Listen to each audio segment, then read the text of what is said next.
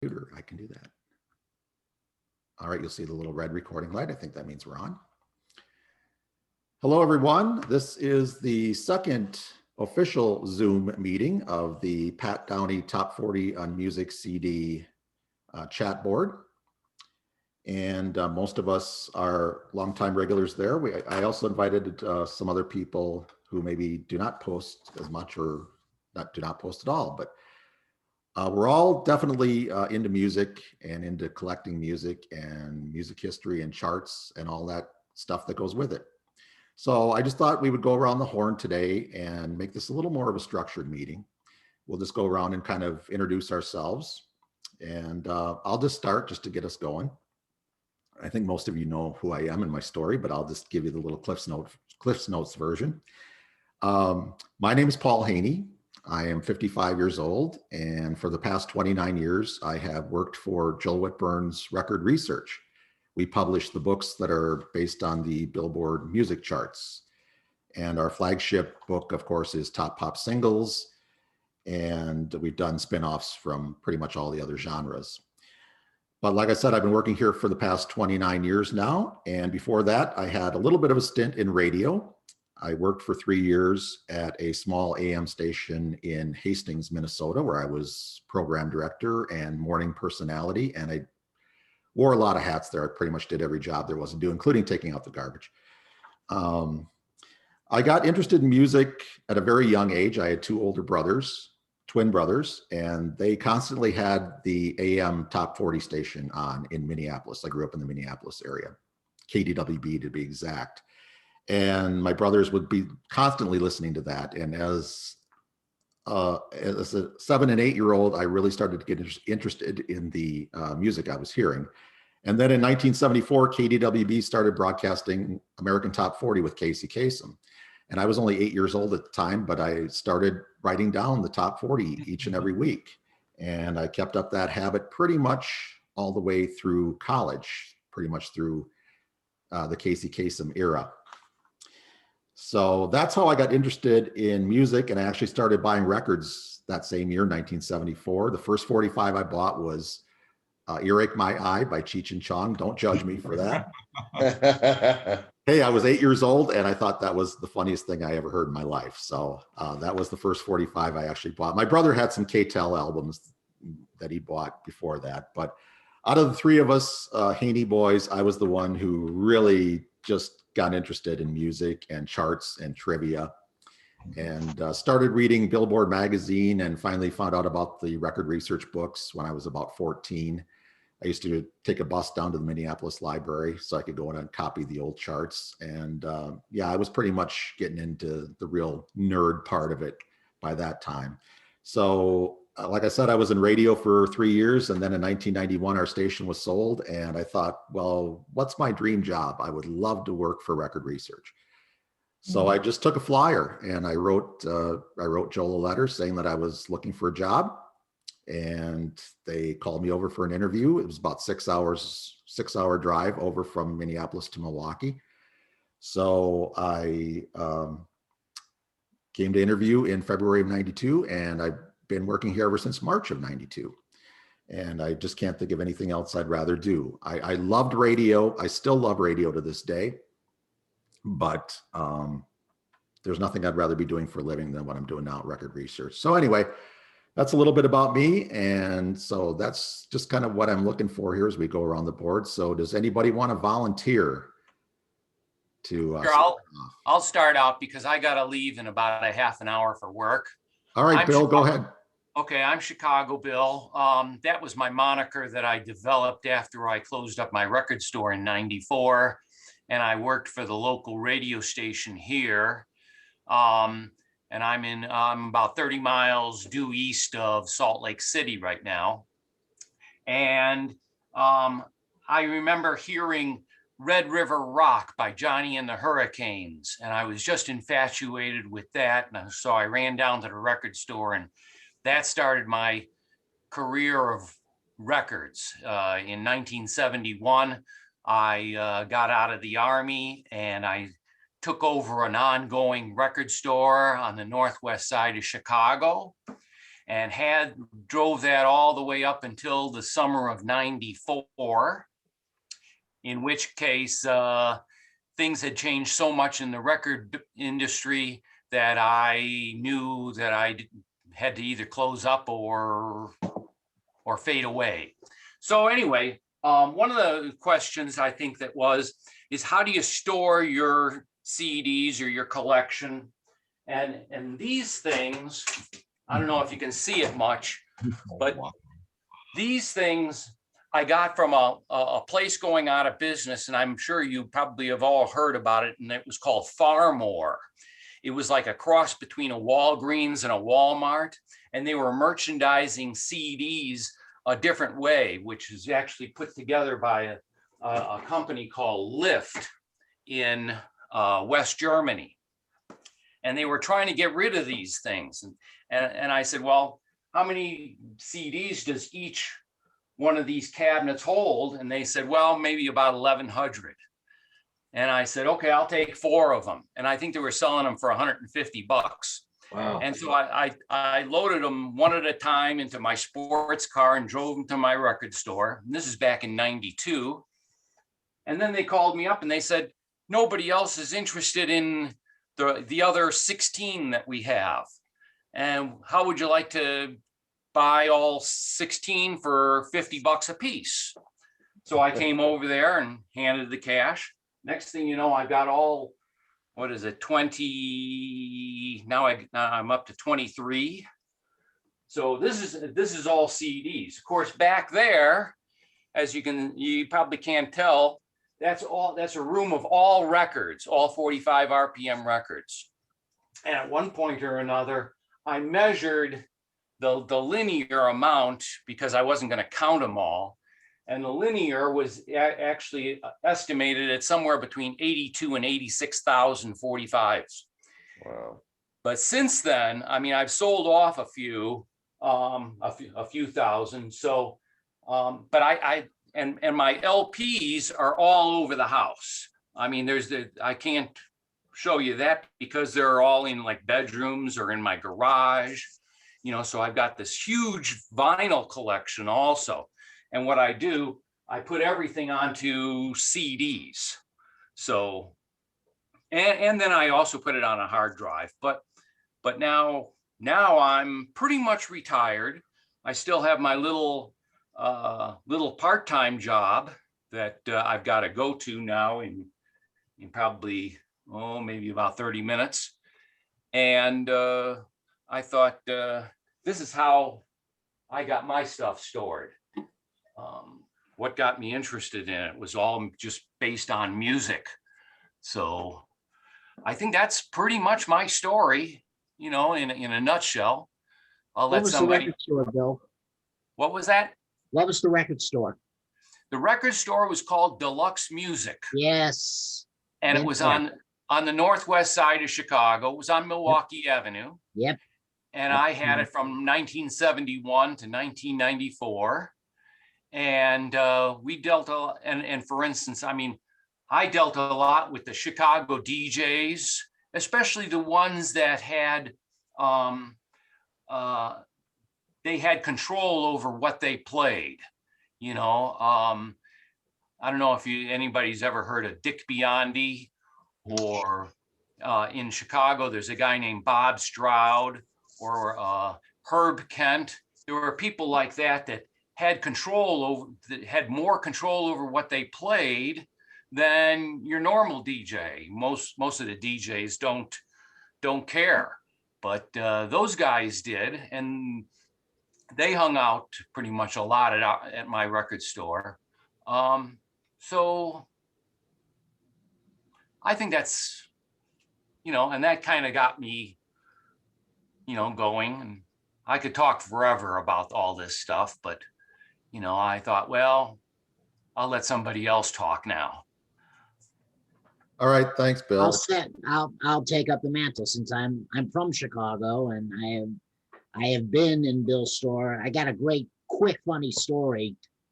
What speared my interest in music was listening to the Big 89, WLS.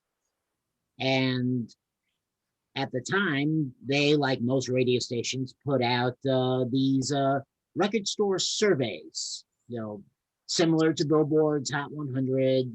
It was their own list of what was selling and what they played. And actually, you could look at the whole list and see what they played and what they didn't play, and then figure out what what things you should get based on what they weren't playing. That's exactly right. Oh, And wow. the quick funny story is, for about 18 months in 72 and 73, these surveys were not made available to the public. They were only made available in record stores. They were called the poster surveys. So they would be hung on the wall, and that was the only way you could see them. You couldn't collect them as you would with the other, as you would before or since.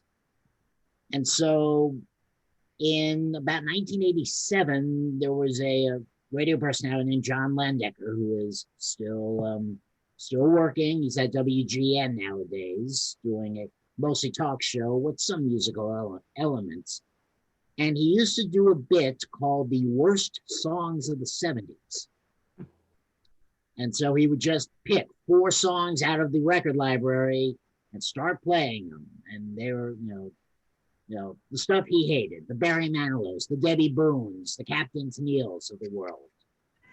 And then one ardent fan caught on and started, and I know I'm taking a whole lot of time here, telling people where these songs charted on the old WLS survey.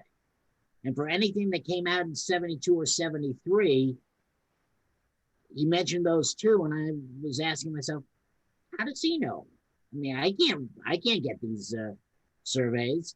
So I called Landecker because I knew him a little bit, and I had his producer get me in touch with this ardent caller, who told me that he got the poster survey data as typewritten copies from Deluxe Music. And so I popped over to the record store, got those surveys, and now I've got all the data. And that was 34 years ago. And I'm indebted to Bill and his record store ever since. I would make a long story longer. I've never been much of a vinyl collector. Personally, I'm not a big fan of record skips, so and I would have a tendency to play things a lot. So I realized, well, I'm probably more cassette or 8-track to get whatever music I can get. But in those days, cassettes or 8-tracks wouldn't have the 45 versions. They'd have the LP versions. So it wasn't until really the advent of the CD that collecting 45 versions became possible. And so once I got a CD player, and that wasn't until the mid-90s, I just made up for lost time. Just started buying anything and everything I could get my hands on. And Doug, did you ever pick up on that? Yes, I did. Okay. Yeah, Ron Smith and I used to be friends. Unfortunately, he's no longer with us. He and I used to be friends, but we argued too much about sports. So he unfriended me as a result. But yes, I did pick up on those as well. Is there a 70s version? Is that a what? Version of that book? That's the 60 to 69 version, it looks like. Right. I got all 3. I got the 60 to 69, the 70 to 79, and the 80 to 89. So I got all 3 of them. Yeah, they almost went by decades. And then there's also a WCFL book. Okay, that one I've never got into CFL.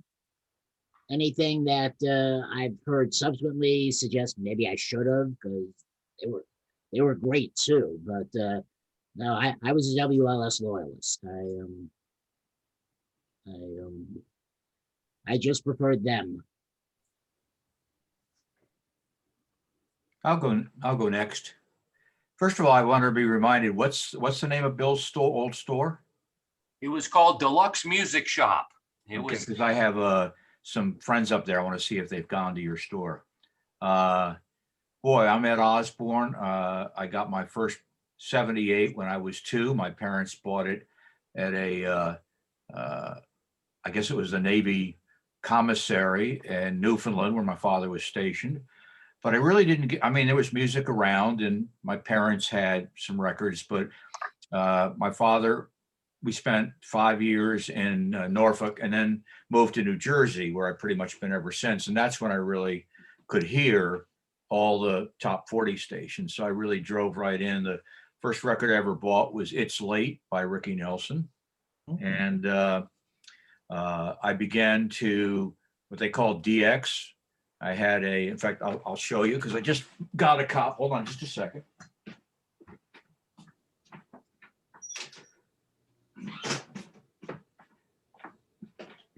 Show and tell. This is a Toshiba. They're not hard. They're not easy to come by. This was the transistor radio I bought in 1959, I believe. And for the next few years, all I did was I would DX up and down the dial, chiefly between the upper 900s through the mid 1100s, because there was a rock and roll station, especially 990, 1000, 1010, 1020. So I could just dial up and down every night for hours, and I would know what was a hit because I'd hear it on all the radio stations. And but that was before charts. So I began in high school with a couple buddies. We'd make up our own charts, and once a week we'd come in and compare notes just based on, you know, stuff we liked. And I always was looking to hear the records that weren't being played as much. And I got to hear a lot of regional hits that way. Of course, New York and Philadelphia had a lot of regional hits, as did the other markets.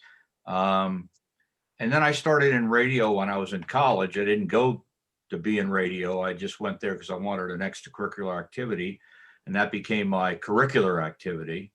And went into radio after. Oh, and of course, then I began reading Billboard cover to cover every week. After that, I went to work in radio and on the air and music director and assistant program director, and the most, I guess, most prominent, if you want to call it, gig. I worked at CBS FM. I went there right after they went oldies in July of '72. And, you know, I guess, you know, we quickly became the #1 FM station in the country. And we were playing at that time, a real hardcore, a lot of 50s and 60s, especially 50s. And Gus Gossard had been very popular in New York, playing these incredibly obscure group harmony records. And we played that because New York was a huge group harmony, you call it doo-wop, but market. And after that, I worked in radio management, and I had a varied career. I was also had become along the way what you want to call an audiophile. So I was involved in that. I worked in a high-end audio store. I worked in management at Sam Goody's on the retail end, blah, blah, blah.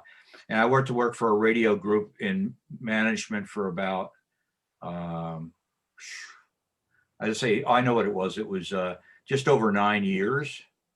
And we owned KRLA in Los Angeles. We owned MEX in Boston, stations like that. And from there, I transitioned to the music business, where I worked at BMG Special Products in the creative end for way too many years, 14, 15 years.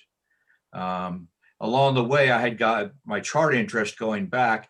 I have, in fact, not just coincidentally, I have my record research books back here. And but the one book that I have, the original yellow orange book, but the one book that they hadn't done were R&B. So I began to go to the library on microfilm, look up R&B records beginning when Billboard when I could start in like 1940, 41. And I would write down little notes. So there's the, yep. Yep, And then that's it. Let's see if I can see the blue one here. Here it is. And then Joel did this book. So I didn't need to do my effort anymore. Wow. So that was to fill in all my R&B stuff. Anyway, back to the present. And while I was at BMG, we worked with major corporate clients, but we also worked with third-party independent reissue labels, Rhino, Sundazed, Collector's Choice Music, Time Life. And that's how I got to know Gordon Anderson. So when I, quote unquote, when I took a package from BMG and I thought I was done with the music business, this was in December 31st, 01. And I trained to become a professional and personal coach. But the music business found me out again. That's how I began working with Gordon. With him, I proposed that we do the complete singles collection. The first one we ever did was Gary Lewis and the Playboys. We did all the A and B sides in their mono mixes. As far as I know, nobody had done that before. And so that started that, and continuing to this day. In fact, I'm working on the volume 2 of Booker T and the MGs. Their catalog is split between two companies. So beginning in 68 there, now the catalog is owned by Concord. So working on that right now with Aaron, is how I met Aaron, was working with Gordon. And Aaron is just one of the, hold on a minute. Not only is he a mensch, but he's an ace mastering guy. And he's my go-to to find out the right versions, because that's the bane. Working from New Jersey, cross country, the bane is trying to find the right versions of these songs. And Aaron's just a tremendous resource. So anyway, I worked with Time Life. I've done liner notes for them. I do the newsletter for their Malt Shop Memory Cruise, which is in dry dock. I've been on the air for the HSN, QVC, their so-called expert, the guy that stands there and talks about the product, but the host makes you look good.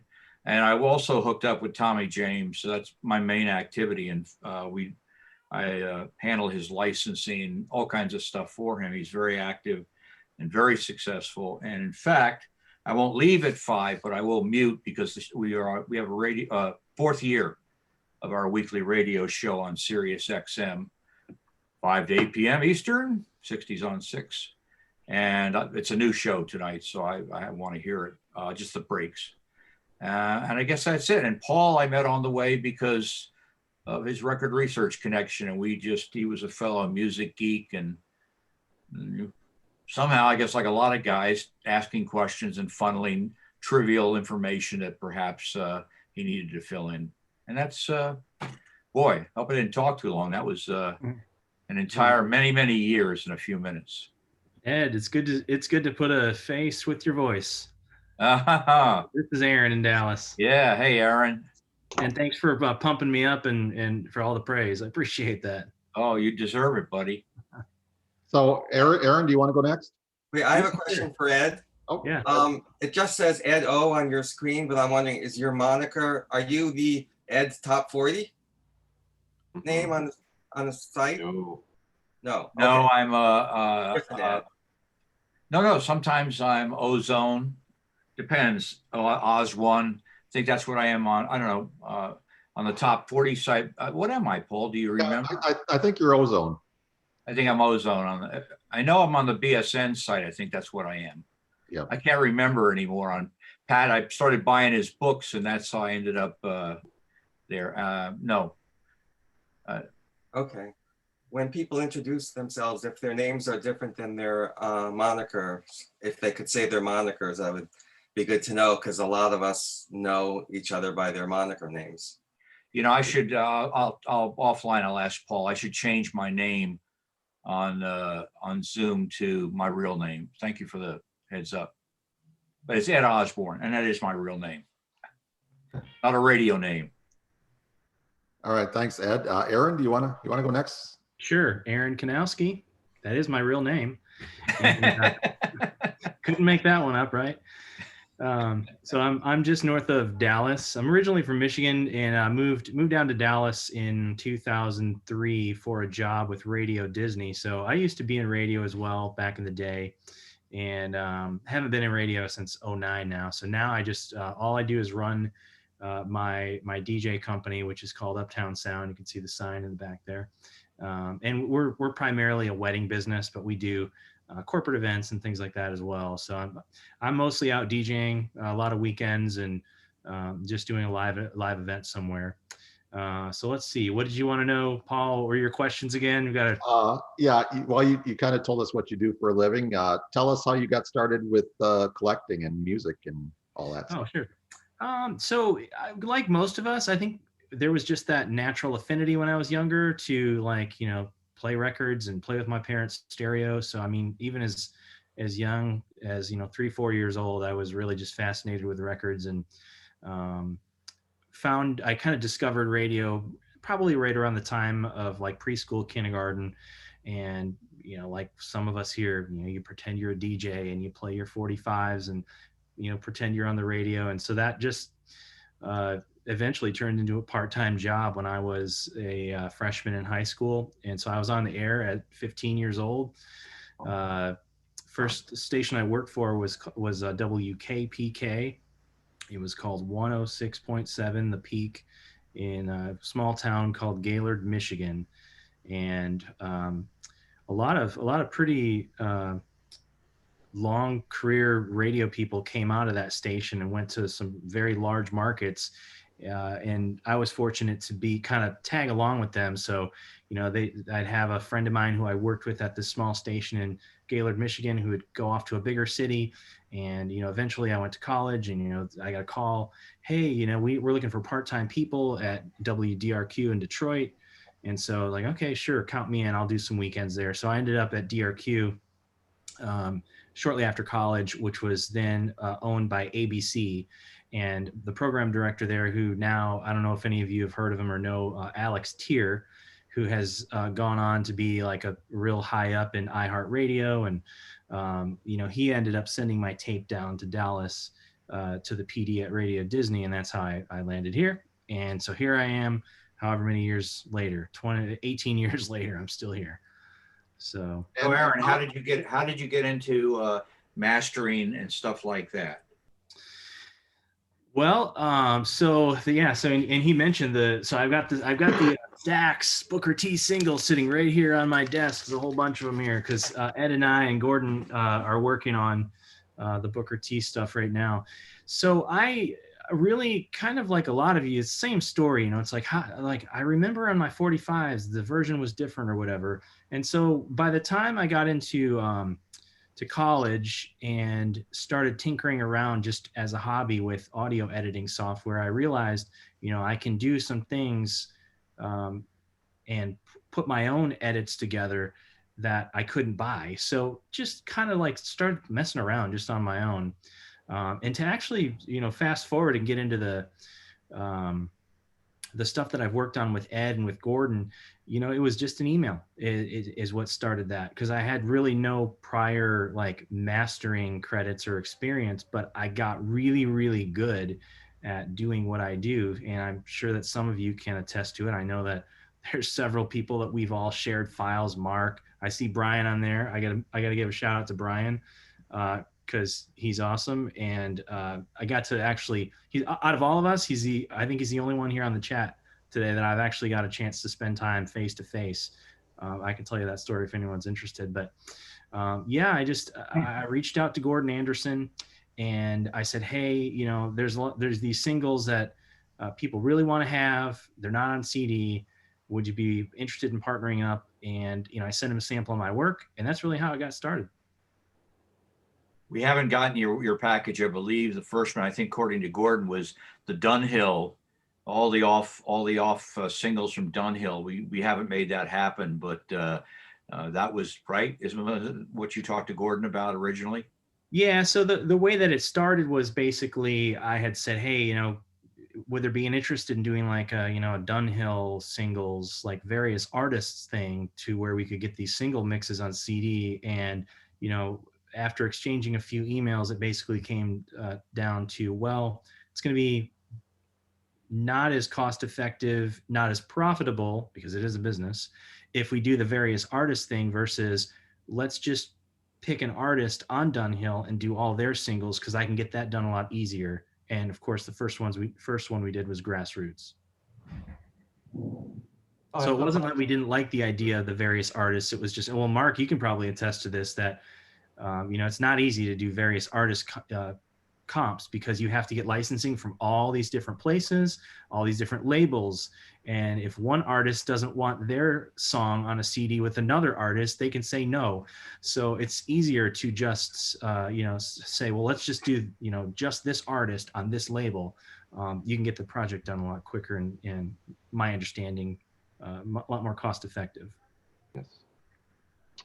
Well, also on the boards all the time, there's lots of railing against people in those labels who don't know what they're doing, but it's very, unlike Europe, here in America, it's very cost prohibitive to do, every track costs a certain amount of money, apart from and cross licensing between major companies is almost impossible in America.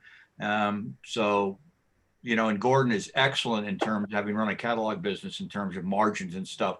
And you just can't make it profitable in America a lot of times. It's just challenge after challenge. So I just want to say, for everything that comes out, Aaron can testify to this, probably some of the others. This Booker T I proposed 4 years ago. That's how long it's taken us to get to the second volume of this one. And not because of Gordon's not trying, just because and there's so many others that will never come to pass. So yeah. Anyway, sorry about that. No, you're good. So also just going back to the story with Brian, because it kind of ties in here. So the one time that I was able to actually get over to get out of Texas and do something related to that whole thing was when we did the Mamas and the Papas package. We had a chance to interview Michelle of the group, the last remaining living member, and she did a signing at what was the record store again out there? Amoeba. Yes, thank you. It was Amoeba. So I got to meet her, and I knew Brian was in the area, so I reached out to him. I said, "Hey, Brian, I'm going to be in the area. Love to go to lunch with you." And he was just so kind. And not only did we go to lunch, but he used some of his connections to get us onto the Disney lot. So because I had my oldest son, who at the time was kindergarten age, we brought him with us. So he got to, see stuff on the Disney lot, and we got to do a lot of fun things thanks to Brian. So I appreciate that. Okay, well, as long as Brian got a mention there, let's go to Brian. Perfect segue, right? I came in late because I couldn't figure, I'd never done a Zoom on my computer and I couldn't figure out how to get the camera to work. So I did a test thing with a friend of mine, at 5 minutes to 11. My camera's not working. Well, I can hear your voice. The screen's black. The screen's black. And stop, reboot, and I did all this stuff and finally realized I had the cover on my camera. But anyway, what was the question? Yeah, we're just going around the horn and just introducing ourselves and just kind of talking about what we do for a living and how we got interested in the music collecting world. For a living, I do for 20 some years, I've been doing closed captioning and subtitling. We're working on mainly subtitling now for Disney Plus and HBO Max are the big projects at work right now. And how I got into collecting, God, I actually do remember the first thing I ever bought that was just to collect. It was Straight Up, Paula Abdul. There was a little record store in Seattle where I'm from that I saw an import CD single of Straight Up. And I'm like, oh, I kind of like that song, not that much, but I'll just buy it because it was a #1 hit. So anyway, then the next #1 hit came and I'm like, maybe I'll buy that too. And I don't know, it just kind of grew from there. And so then it was my thing. I want to have all the #1 hits from that Paula Abdul single. And then eventually it started going backwards. And then eventually it went back to the 30s, the 20s. I have every #1 hit on CD for the whole 20th century, I think. Wow. And then after that, it started, maybe I should make it the top 10. I don't know. It just kept growing. It stopped at the top 10 though. Thank God. And do you still collect CDs, or is it all digital now? It's all digital now. You can't, yeah. And plus with lossless downloads, it's easier. I love your library or whatever wherever you're at. I'm just relaxing here at home, Aaron. It's I have to awesome. It admit, I looks thought it very was cozy. Background. Yeah, it looks. You think I'm gonna let anybody see my messy room? No, it's I pulled this offline like half an hour ago. Looks like it's out of Godfather or George Washington's library or something. Yeah, I think it might be from a TV show. I don't know. Yeah, the whole time you were speaking, I was like, God, his house is gorgeous. I know, that's what I was thinking it too. Yeah. Aaron's house is gorgeous. They built their own house. Oh, wow. How are It's things nice. in Texas, Aaron? Yeah. Yeah, we just had a freeze. I can show you. I don't know if you can see this very well. So this is just kind of like my office, and if people were wondering how I store stuff. So most of my collection is actually in storage. Like it's physically at a storage unit that I've got kind of set up similar to the way like a library would be. So, I roll the storage door up, and I've got just rows of like those metal shelving units. You can get them at like Home Depot. And on each shelving unit, I've got like boxes. And so that's where I kind of keep like records. So LPs and 45s and things like that. They're all like organized so I can find them quickly, but they're not here because I just don't have the space for it. And then I've got a bunch of CDs in storage as well. But the CDs that I do have here, I don't know if you can see in here. So this is just the closet in my office. And when we built the place, I had somebody come over and just put these shelves in. So each of these closets, I think, has like maybe around 4,000 discs. And I've got a second one that's in the room next to where my office is. And again, it's got like 4,000. So that's about all I can really keep at home. It just takes up too much space otherwise. Cool tour. All right. Well, who's next? I could go if you want. Go ahead, Jody. Okay. Well, I was going to jest first that my background in music had to start with this, but it doesn't. Trust me. I'm not that old. But anyway, I'm 50 actually. But the thing is, what's it easy? My folks have to really take the credit for getting me into music, like I think a lot of people here did. They would listen to a lot of 50s Platters, Little Richard, Fats Domino, whatnot. And we had I'm in Ontario, so we have a store that used to be, it's gone now, it's bankrupt, but Eaton's, it was a department store. I guess sort of like a fancier JC Penney, it'd be like, I guess it would have been. What they did is they had like a Vikings brand, which was like, it was a self-amplified record changer, had a voice and music changer in it. They played all their songs and all that, but I could never touch it.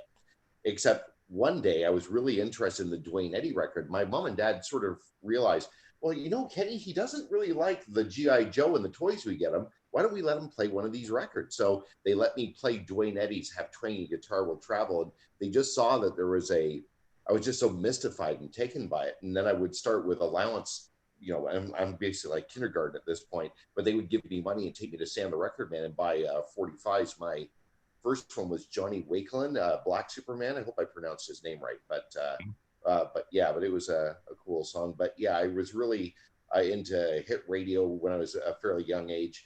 Like most of you, I didn't know the term DXing, but that's basically what it was. And I think Doug had mentioned about in Chicago having like stations do their own surveys. And where I was raised in Hamilton, Stony Creek, just out of Toronto, there was a station, CKOC, and they had like an all hit 40 list of their own. And, you'd basically follow along and get the records there as well. I guess what got me into collecting, of course, was that love for music. But then, it also made me want to be in radio. But also, I always noticed, too, what got me into this sort of, I'll call it a hobby, if you will, looking for edited songs and what have you. I used to listen a lot as a kid and as a teenage years to a station that carried stereo rock, which was the automation system in your country. On a lot of FM stations, and they had a lot of customized versions of songs. Well, it turns out, as I found from a number of you, that some of these weren't customized promos at all. They were large 33 1/3 promos. And here in Canada, we either got like later on compilation CDs or we just got small hole 45s. We didn't get the 12-inch promos like you did. So there's a lot of different versions of songs and it's only been through the through the help of everyone on this board that I've been able to learn about that. I'm not into it so much for restoring onto CD like most of you. Like might as well show you here. Most of my love is pretty much vinyl, and I mean it's basically 45s and LPs, and it's that's kind of like my baby. So I've been really not so as much geared to CDs, but nonetheless, I mean, I've just found a wealth of information from you guys and the answers to it. And I do work right now in radio. I'm back in it after, like, I got back in it 7 years ago. I left when I worked for a first 3 or 4 years at a station, just doing announcing and like drive home, but it was like a small little town, Simcoe, Ontario. And then basically went and did an IT career. I realized I really didn't enjoy a lifestyle of being on the cusp of everything new every 5 minutes. That just wasn't what I was. I think to really be successful in IT, you have to have that spirit about you. So I went back into radio. I'm doing traffic reporting right now. I enjoy it and it's fun. I'm sad to see the sort of the collapse of where radio's kind of going or isn't going, but I'm glad to still be on the air in any capacity that I can. But that's, I guess, a bit about me. All right. Thanks, Jody. All right. Who else wants to go? Who haven't we heard from yet? We haven't heard from All righty. Mark. Thank you, Mark. I was content to wait, but hey, might as well get it over with. All righty. Well, I'm 55. When I was a little kid, I wasn't into music, but music was all around me. My mom always had the radio on. She was always blasting music on the weekends when she was doing her chores. My sisters were always listening to music. It was just all around me. But like any other kid, I just had, a couple of favorites every year that I wore out. And that was it, Like I say, I liked some music, but I wasn't into it at all. I started getting very interested in it when I was about 13. And again, my sisters were playing these albums and listening to these stations and everything, but I was more starting to really pay more attention to top 40 because I liked melodic things. So it was 78. So I can tell you the first 45 I bought for myself that launched my collection, which would get way out of hand as years went on. My first 45 I bought for myself was Le Freak. And the first LP I bought myself was the Grease soundtrack, which I loved. But I thought to myself, you know what, I want to build up a small collection, a couple of shelves like my sisters have. Well, it became an addiction. And between 78 and 81, most of the records I bought were disco because most of the songs on the charts were disco. But all of a sudden I was starting to pay attention to other types of stuff, like I loved My Sharona, I loved Blondie, and I just started getting obsessed with this stuff. And then by about 81, I was in high school and like my entire school was listening to rock and new wave. And all my best friends were playing records for me that I loved. So now I was going out and buying AC/DC and Loverboy and all that, as well as all the pop stuff like, Hall & Oates and the Pointer Sisters. But then right around 81, 82, I started to get really interested in oldies because I'd turn on WCBS FM. I'm from Long Island, by the way. So we listened to New York and Long Island radio, and I started listening to CBS and hearing all these oldies. And I'm like, I remember that. And, hearing all these records I heard as a kid. So now I have to collect current music and oldies. And in 82, I got my first Billboard Book of Top 40 Hits. My eyes went wide when I spotted that in the bookstore. So I ran over to my dad and I'm like, please buy me this.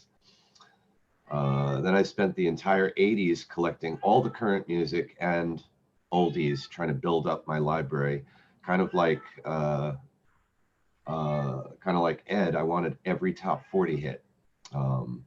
And by the way, Gordon, Ed Top 40 is Ed Adrian, and he's not here today. Oh, okay, yeah. So yeah, I made it my goal. I'd bring that Billboard book to every record show, and I just, crossing things off the list as I went. But I never had any kind of music career. I never worked in anything related to music. I worked for a supermarket in the 80s. Then in the 90s, I started working at a drug wholesaler. And I stayed there for about 10 years. And then let's see, we moved to New Hampshire in 2001. Now, as far as digital music, right around 97, wow, someone gave me a crappy computer in 96 that was almost useless for anything. But in 97, I bought what was a state-of-the-art computer at the time, because I had heard you could work with digital music on a computer. And I didn't even know how to use Windows. But that year I learned Windows, and I'd also been, I left this out. Starting in 1990, I became a mobile DJ on the weekends, and I would do parties, and, just private parties, stuff like that. Not too many weddings. I tried to avoid weddings because they need to be too structured. I liked DJing just regular backyard parties, and I could play anything and everything, I lugged a massive amount of CDs with me when I DJed, because I wanted to have anything I might be asked for. And that gave me good word of mouth. So I got lots of DJ jobs throughout the 90s. But anyway, like I said, and during that time, I was interested in mixing. And let's see, a friend of mine gave me his very rare pressing of the Beach Boys Stack of Tracks album. And he said he read in the BSN newsletter that, people have created sync-ups using these. So I said, I'll give it a try. And so I had 2 turntables going and recording to cassette all of these takes and holding down, the turntable with my thumb and all of that. I made these Beach Boys stereo mixes. So around 98, my mom said a guy she worked with recommended a program called WaveLab. So I bought that. It was expensive at the time. And I just taught myself to use it over the next couple of years. And I started doing all of these stereo sync-ups because, I'm a stereo fan, and sharing them with people. Several of those people are on the Downey board too, but not here today. But anyway, I had also sent one to Mike Callahan with some mixes I did, and he wrote back, and he sent me a very nice letter, and he said, these are phenomenal. And he said they're much better than some so-called industry professionals that I've gotten mixes like this from. So that gave me a little boost of confidence. Then right around 2001, let's see, around 2000, 1999, somewhere right around there, through the BSN site, I met Tom Daly.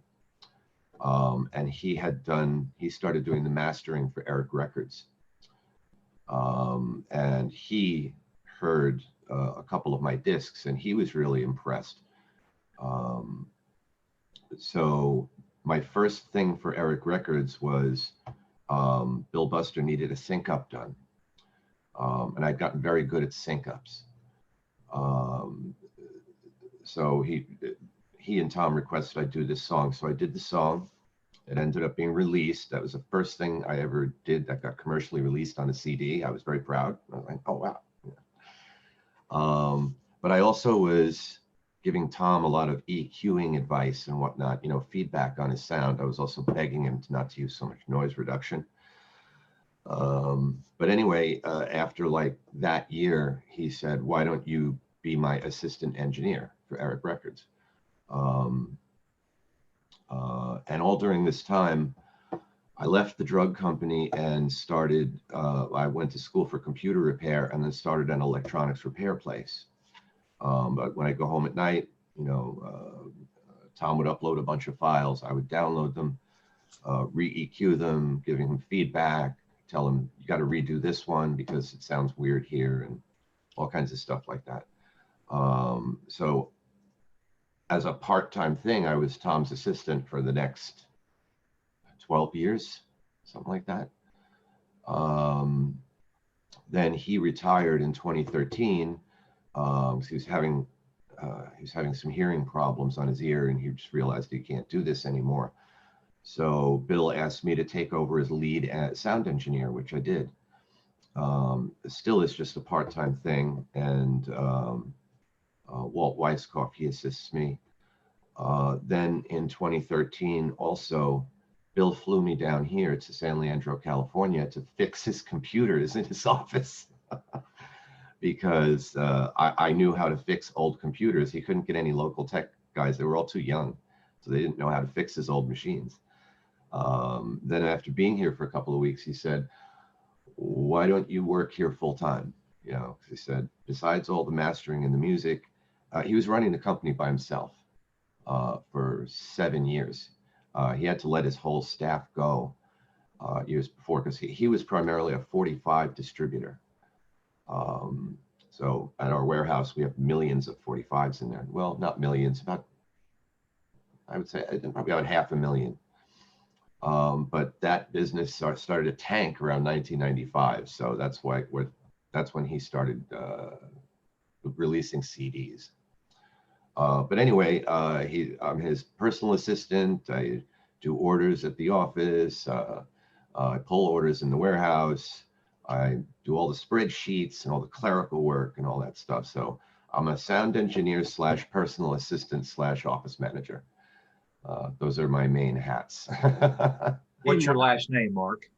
Oh, Matthews. Okay. Not I know sure who you why are. it doesn't- Yeah. Yeah, not sure why it doesn't show on Zoom. Maybe I'll have to change that. I don't know how that works. Hey, Mark. Yeah. Curious, do you guys, I know you've got the huge warehouse. Do you actually still sell like records from the warehouse, or do you just use them for reference? Oh, you do? Okay. Both. Vary all the time for reference. In fact, every project we work on, I usually have to pull a dozen or so 45s for reference. But a couple of times a year, he gets large orders from jukebox suppliers because people still collect jukeboxes and like to keep them running, and they need records for them. And this is one of the last places in the United States that has a stock of 45s like he has that are all brand new. You know, I mean, it's very hard to come by brand new unplayed 45s. So yeah, we just filled an order for a jukebox supplier. It wasn't a big one, you know, probably a box like this, you know, UPS. A couple of years ago, another jukebox supplier would order huge amounts, full 25 packs. 45s come in wholesale in 25 packs. Don't know if you guys knew that. But they would order a ton of them, that literally entire skid of 45s. But that has slowed down quite a bit. And in the warehouse, Mark, do you like, okay, so you've got 500,000 records in there. Would you say like on average, like you got 10 copies of most things, or do you have close to like 500,000 unique titles in there? Close to 500,000 unique titles. Okay, so you don't have like stock, like you don't have like 50 copies of a record anymore. We do. It varies wildly. I mean, really. Most of the aisles are alphabetical by artist, and you'll see like you'll see all these yellow cards, and it's all over the place. I could go to one artist, let's say, you know, the Hall & Oates, that just picked them out of a hat. They had a lot of hits, so their section is going to be really big. Oh my God, sorry, my cat is really, really wanting my attention right now. I know, I was laughing really hard at your cat pawing at the, I don't know if it's a pretzel jar on the table or whatever over there. Yeah. was going. Yeah, I'm talking in the room, but I'm not paying attention to her, so that kind of drives her nuts. So I have a Skype meeting every Friday, and she does the same thing. So yeah, so you'll see all Hall & Oates on the shelf, and you'll see all these yellow cards. Some of the cards may only have one copy of the song. You know, every song has a card. Then you go to another card, there could be, you know, 15 copies in there, and it goes on like that. It's all over the warehouse. It varies, and then we have overstock on the bottom and the top, all these 25 packs of singles. So those are there. And then the back of the warehouse, we have entire cases of a couple of titles that were purchased near the end of the 45 era, but he never got a chance to sell them. One that comes to mind is Roxette's Listen to Your Heart. We've got 400. You know, it's the next 20 years, we're never going to sell 400 of that title. I think I've pulled one copy, you know, 3 times in the last 2 years.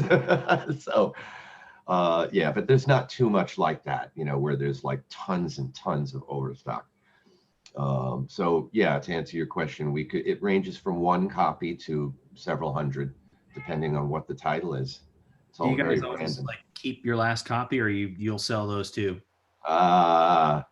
Bill had a policy, never sell the last copy. Now I've caught situations where I've gone back there to look for a particular title. And by the way, he always tried to stay in the top 50. He didn't want to obviously buy dogs that didn't sell, but still we do have a lot of low charted stuff in there that were anticipated to be hits. Mhm. So, you know, he bought some stock on it.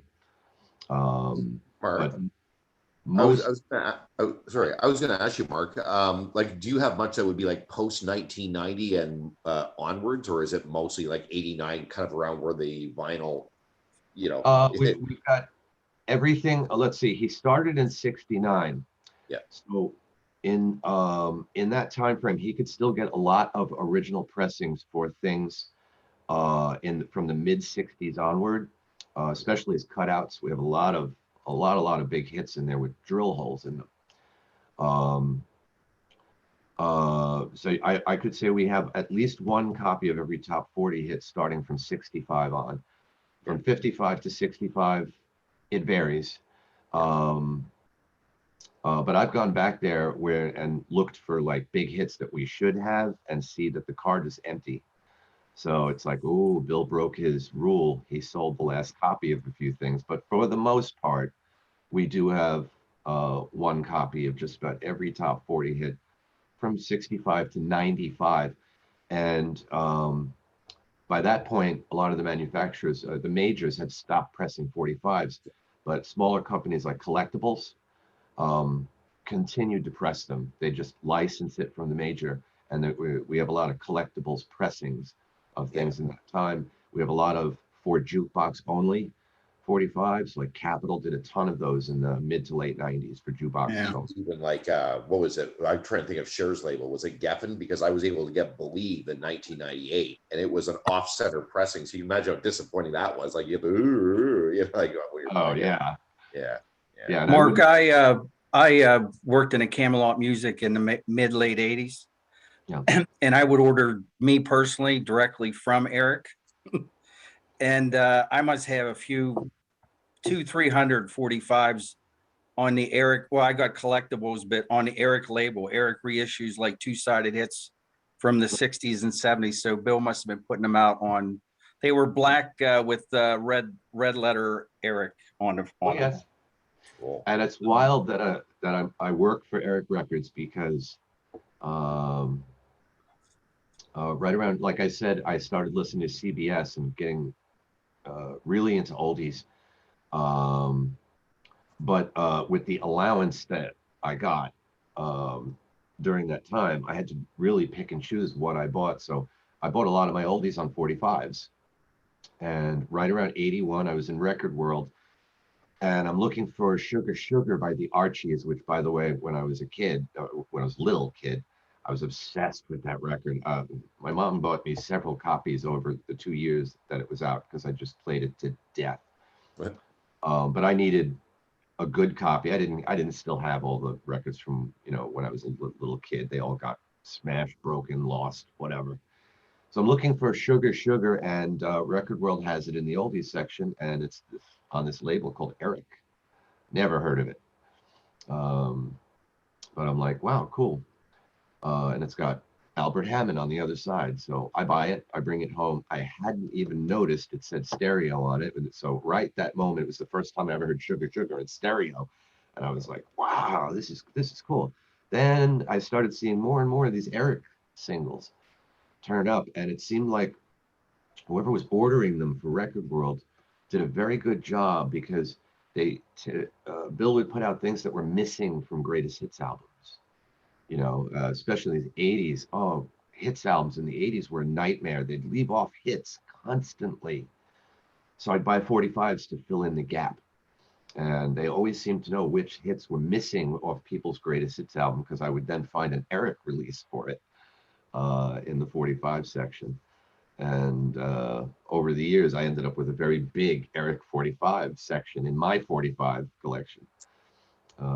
So yeah, never could have dreamed I'd end up, well, living in California and working for Eric. It's just so wild, you know. And I pick orders for these Eric singles.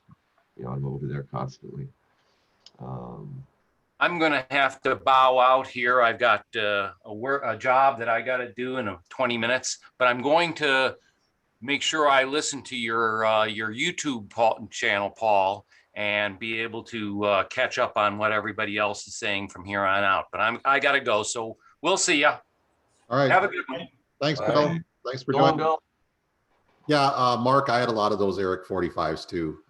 It seemed like, yeah, it was great because you usually get 2 hits for the price of 1 on those. So yeah, those were great. I would love to hear from Paul Grine. Well, I'm envious listening to several of your stories about how you were into music from like being a kindergartner. I was a late bloomer. I was 16 before I really got hit by the music bug. I was probably less into music than most people in junior high.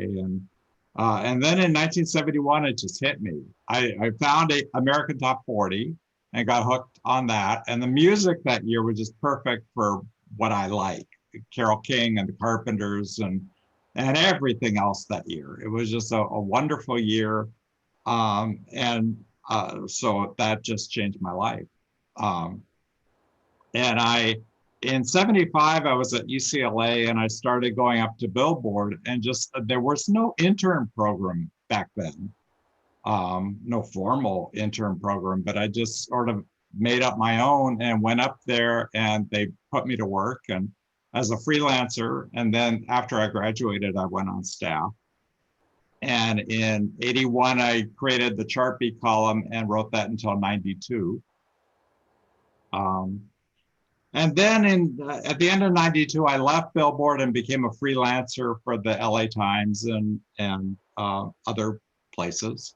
And a couple of years ago, quite to my surprise, Billboard called me, and Melinda Newman, who's the West Coast editor, essentially, said the top editor was going to be in LA and wanted to talk to me.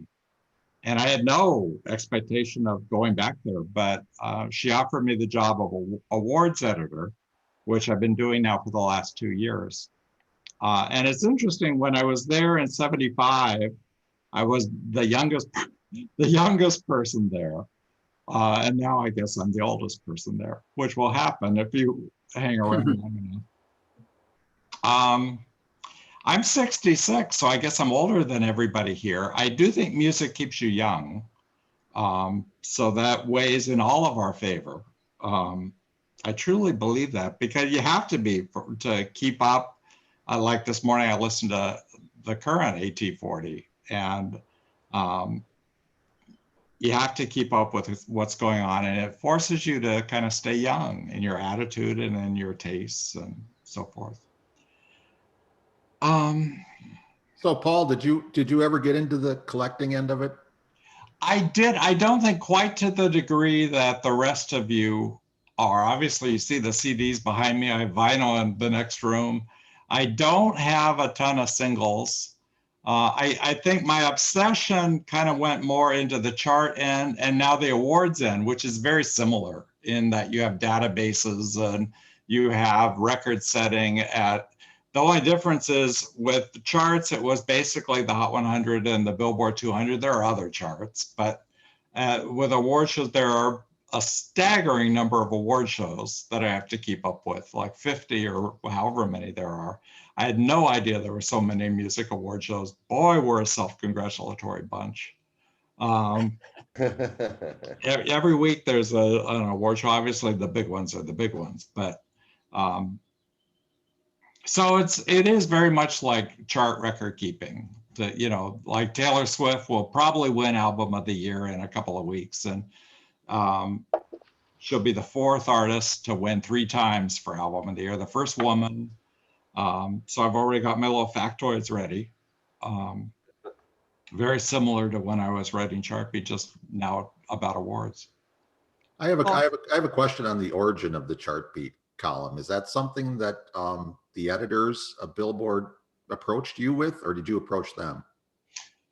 That's a good question. They approached me knowing that was my passion and my strength, and to give it a weekly home. I think it was their idea to turn it into a weekly home for it. When I didn't tell you, when I first went up to Billboard in '75, what passed for chart coverage in those days was they had an inside track column, which was odds and ends, all kinds of gossip and little news tidbits, and it was rounded up in a column called Inside Track. And that's where they would dump occasional chart tidbits. And once they said Elton John's greatest hits is in its 9th week at #1, it's been quite some time since an album was up there that long. And I wrote a letter to Bill Wardlow. I was 20 and a little precocious, and wrote a letter to Bill Wardlow, who was the director of charts, and said, well, actually, it's its 10th week at #1. And I can tell you exactly what the last album to have 10 weeks at #1 is. But they would do things because they weren't really paying attention. And they would say things like in recent memory, or, vague phrases, because they wouldn't do the research. And the Whitburn books were just starting to become widely known and available. I think Joel changed everything. Publicists used to routinely exaggerate chart feats. They would always, if somebody had 3 #1s, say 4. That's that old school publicist Hollywood mentality. If somebody had 9 top 10s, they'd say 12, because who's going to know? Who's going to check? And pump it up a little bit, pump up your artist. And was it Tapestry, Paul? Made that impossible. I'm sorry. Was it Tapestry before Elton John's greatest hits? Was that the one? Yes. Oh, wow. Very good. And Tapestry was my first album. And so all these 50th anniversary of Tapestry pieces are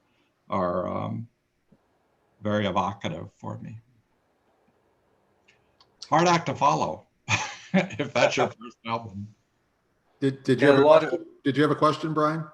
Yeah, you were working at Billboard when there started being more and more things not being released as commercial singles. Was there like discussion about, should we chart these anyway, even though they're against the chart rules? And going back to the 80s, I'm really actually specifically thinking of Madonna Into the Groove.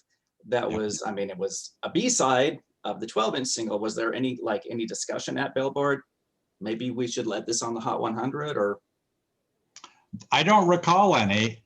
They should have, probably, because that was definitely a hit. That's an interesting category of songs that were hits that were never released as singles. Mm-hmm. Pinball Wizard in '75, I think, would have been a top 10 record if it had been allowed to chart. Yeah, and it was Donna's Sunset People in '79, and I forget if Earth, Wind and Fire's Reasons was ever released as a single. But those songs that we all know because we heard them a million times on the radio, even though they were never officially singles. Stairway to Heaven, of course. Yeah, Isn't it lovely? Yeah, Pinball Wizard by Elton John did hit the top 10 in radio and records. Yes. 5, and it was #1 at KDWB. I know because I was a kid. I was listening and they played it all the time. But of course, they came out with Philadelphia Freedom around the same time, and he didn't want to Yes. compete with that. So, and I do want to say, as long as we got Paul here, that one of the highlights of my college years was actually getting a letter printed in the Chartbeat column. And Paul was gracious enough to send me that original letter back a few years ago. So I think it had to do with something with Journey was the first group in the 80s to have 3 consecutive top 10 hits without a video or something like that. I kept all those letters that I got sent to Chartbeat, and they're in a box down in the garage. But Silvio Pietro Luongo, who is the top director of charts at Billboard, sent me one when he was probably like a college kid, and I sent it to him as well. And Jeff Mayfield sent me one. So I think half the music industry sent me letters at some point. And Yeah, when you started printing letters, I started writing letters, either questions or just observations that you would print in your Chartbeat. And after you, it was Fred Bronson. He would print my observations too in Chartbeat. So I've been in there a few times, and that was kind of cool. it's astonishing how much people know. And that's how I got to know you, was through, writing you questions that you would answer. And then by the time we both ended up working on that Rhino series together, we already knew each other beforehand because of my writing to Chartbeat. And, and I think we've even spoken on the phone before we ever had started that, the Radio Day series. And David McLeese, who we both worked for, a great guy. Yeah. I miss him. Yeah, he kind of disappeared. I think he left music, but he's a lot of fun. Yeah, great guy. In fact, that's part of my story. So I don't want to cut you off on yours. But, no, I'm done. Oh, okay. So my name's Gordon Pagoda. On the Pat Downey site is Edison Light. I got started with my interest in music because one year in summer camp, it was overnight, and I was there for a month, and the counselor happened to have a radio on. So it was just sort of like on in the background that whole month. Hadn't really paid much attention to music before then. And I remember, and my brother was at that summer camp too. And we came back at the end of that month. The family was talking.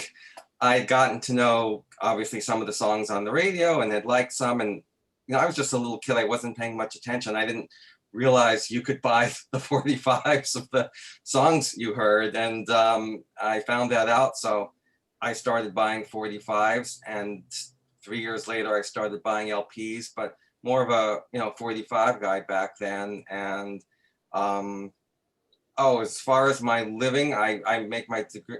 I make my living as a songwriter, and by fluke, I ended up sort of doing these side projects for reissue labels like Rhino and Brass Saraband and Sony's Legacy, as well as a couple other labels. I got my degree in something entirely different from music, in chemical engineering, but the songwriting, I moved out to LA for my songwriting, and my fluke of a way into the compilation world was I just randomly called Rhino Records one day. It was after the first 5 volumes of Super Hits of the 70s came out, because I had some suggestions and I wanted to, like for future volumes, and I wanted to speak to someone there. And the person they put me in touch with, ironically enough, was a songwriter who had been in these group critique sessions with me at the place where I worked, National Academy of Songwriters. We'd all go around in a circle and share our songs. So he recognized my name and thought maybe I was calling because of that. But he knew me, and that really helped a lot, just knowing each other beforehand, so that when I was making recommendations, he said, after the first couple lists I sent in, he goes, all your suggestions are like perfect for this series. So he started having like a trust in me, in my suggestions. And I got more and more involved in that. In the later volumes, I was co-producer on that. And that led to the 80s Series 1, which then led to my working for Varese, and then other reissue labels. In the last few years, last 5 years, maybe I've done a number of things for Sony Legacy. Let's see, oh, and as far as my collection, you can see some of it on the two walls to my left and right there. My CDs, I have them also often in these tower, like these tower cabinets, and anywhere, every nook and cranny where I can fit them in, because they no longer, I mean, I have way more than what those two walls have. More of a CD guy than LPs than vinyl, and more 45s than LPs as well. In terms of collecting and storing and all that, well, when CDs came out, I really liked the quality a lot better. I liked not hearing all the record noises that weren't intended to be on the record. So I started replacing my vinyl with CDs. Of course, once I started getting LPs, that's when I started noticing there were LP mixes versus 45 mixes, and of course, 45 edits and all that. So I was aware of it. Wasn't attuned to it as much as a lot of us in the group all are now, but you know, there were definitely a number of things I noticed. And what I would do after college, I started making for my own collection to listen to things back and just to listen to what I really wanted to hear. I'd make compilations of my favorite artists or favorite songs. If I didn't have enough songs by one artist, I do like 70s and 80s different compilations on cassette. Then, you know, when DAT machines came along, I redid it all on DAT machines, and then, I mean, on DAT tapes, and then eventually CDRs. So when I would have something that had been transferred from 45, say, to a DAT tape, and I'd go out and buy the CD that had it, I'd get the CD. I'm like, wait a minute, either it sounded different because it was an LP mix and I didn't realize the 45 was a unique mix, or it was the LP was longer and not just like faded, and it's like, oh, this, I can't use this version to replace it on my DAT tape, it will not fit in this spot. So that's when I started focusing on trying to get the single versions, because I generally preferred those mixes and those edits. And it was in 1982 that I first discovered, oh, back up. It was in 1977 when I first discovered AT40. So I missed those first 7 years, but I listened to it every week, and I wrote down the top 40 every week religiously till about the mid 80s. Didn't go to the end of the 80s and the end of Casey's era, but did it for quite a long time there. So that's sort of my AT40 thing. But the Joel Whitburn books. So I got my first one when I saw it in the store. I guess it had to be the 82 book, and I either bought it in 82 or 83. It was just top 40.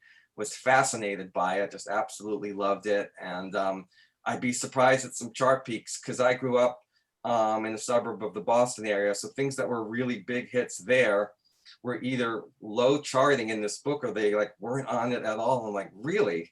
How could this song not be in the top 40? Because to me, it was like this huge top 5 hit. One that comes to mind is Pretty Lady by Lighthouse. That felt like a top 10 hit, was not in this book at all. I think once the first Whitburn top 100 book came out, I saw it peaked in the 40s or 52 or something like that.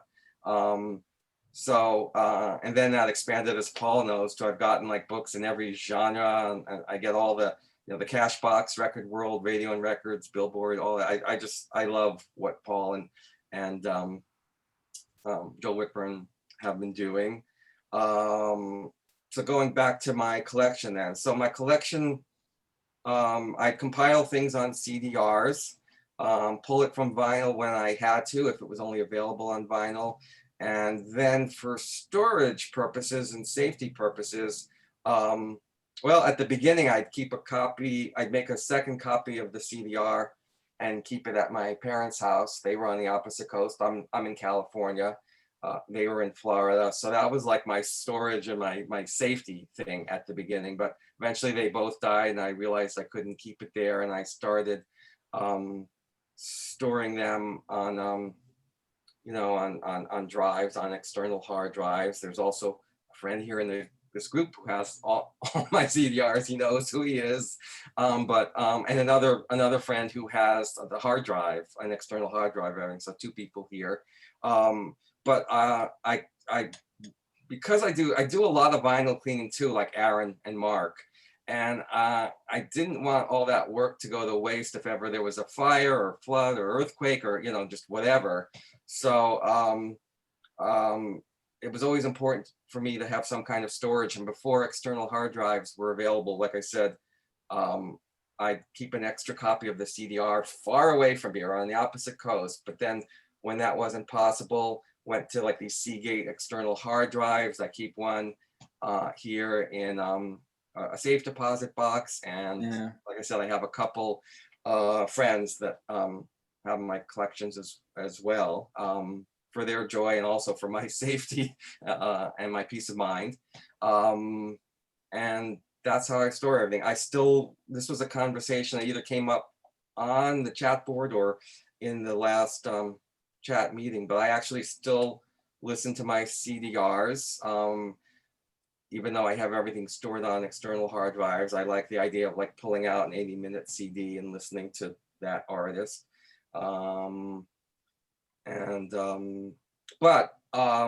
Ever since getting an iPod Touch and then getting an iPhone, I actually listen to music more now on good headphones through my iPhone, you know, just like walking around my home or wherever, or walking about, listening to music that way more than the CDRs. But I still try to listen to like every CDR that I've made as often as I can.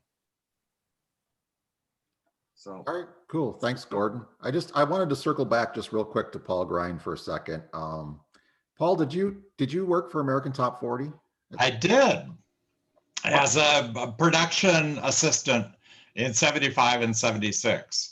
Okay, cool. I knew it was right around it when I started listening, so yeah. And their producer, who just died in the last year or two, Don Bastani, was the camera coordinator on the Mary Tyler Moore Show, which was and still is my favorite sitcom. And he was kind enough to get me into several run-throughs in the afternoons so I could see them rehearse.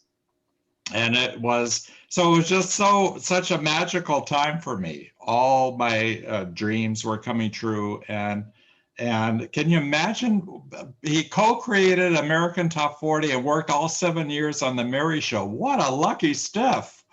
And he was such a nice guy. All those that, of course, you know, I guess it stands to reason, but just about all the people who were adults at Billboard and at AT40 when I was a kid, when I was 20, you know, are just passing away right in these last several years, which is going to happen, but it's sad to see. Elliot Teagle, who was the managing editor at Billboard, died, I think, about a year ago. I wrote a little tribute that ran on billboard.com. Thanks, Elliot Teagle, from your former Cub reporter, because he taught me to be very persnickety and fussy and particular. And probably it didn't take a hell of a lot to teach me to be that way, because I tend to be that way. But he taught me that everything has to be just so, and I'm still that way. And it was useful, I think, being, you know, Paul, I'm sure you have it constantly, because you have so many details you have to keep track of, and, you know, it's either right or it's wrong. And so I think we probably all have that trait. One thing that I found fascinating is that we all copied down the AT40. It's not enough just to listen to the show. You have to write it down. It must be written down. And I guess that's a common trait of collectors or diehard music fans or chart nerds or whatever you want to call us. Yeah, and not only did I write it down, but I also kept my own little stats as far as peak position and weeks charted. This was before I even knew about the Whitburn books, so I guess you could say it was always in my blood. So yes. I know so many people that wrote it down. It's amazing. Yes. I thought I was like the only one, or that there were just another guy. Can we get a show of hands who actually wrote it down? Guilty. I was just call on Rod Gerber because to go next? Because I know Ron was one of those who wrote it down every week. I Go ahead. did. So I was born in 68 in the New York City suburbs, just to give you a sense of context. So I'm 52. Age-wise, I'm kind of right in the middle of the pack here. The first 45 ever given to me was part of a batch of promo 45s that my grandfather got for me when I was about 4 in 72. One of them being a white label promo of "You Need Love Like I Do, Don't You" by Gladys Knight and the Pips. Wow. Low charter, but if you know the song, that is smoking. And that Yeah. sort of set the gears in motion for everything else that followed. My grandfather, and I didn't know this at the time, he worked for Longines Symphonette, and he was an accountant in the department that I think he actually ran the mail order Longines Symphonette albums, the Longines Symphonette Society, those box sets that turn up in the thrift stores. Those are my grandfather's. So he did all that. So, and then it skipped a generation because my mom has no musical inclinations whatsoever. And then I picked it up by listening to the radio. New York City suburbs, listened to WABC as much as I could when I was little. Top 5 at 8, I think. I used to DX other stations also, CKLW in Detroit, WLS in Chicago. That's well enough. Just like all of you guys, I discovered American Top 40 in 1970, late 79. Oh, firsts. I know you guys like firsts. So the first time I plunked down music, money for my own 45s, I bought 2 in December 1978, YMCA by the Village People, and Le Freak by Chic. Mark, we bought the first 45s. Or the both. And I still love the song. I still love the song. YMCA not so much, but you can't beat it. And that instrumental on the B side, it's just, that's it. I can just retire right there. And then I used to buy 45s, 1 per week, just like a lot of guys, or a lot of us here on this call. I bought the stuff that was up at the top of the charts that I didn't have. And it boiled down to, I ended up buying roughly everything that hit the top 5 from that point onwards on 45s, because that's all I could afford. So I have an autographed picture of Casey Kasem at my desk at all times. He's, you see that? Wow. Just play show and tell, because it's sitting right here. He oversees everything I do. I got into college radio in '86 when I was a freshman. They were just starting to transition away from 45s and into CDs. And so I got, and being part of the management of the radio station, I inherited a lot of the last batch of the promo 45s and the first batch of promo CD singles. And it was a really exciting time to be in radio. Did top 40 radio for a little while. My senior year, I was working 20 hours a week at the local top 40 station, 98 PXY in Rochester, New York, working for a guy named Cat Collins, who moved to Denver and became a very well-known personality in the Denver market. And my senior year, I remember my my advisor saying, well, you're an optics major, you're training to be an optical engineer, but you're working 20 hours a week at the top 40 radio station. You're going to go into optics, you're going to go into radio.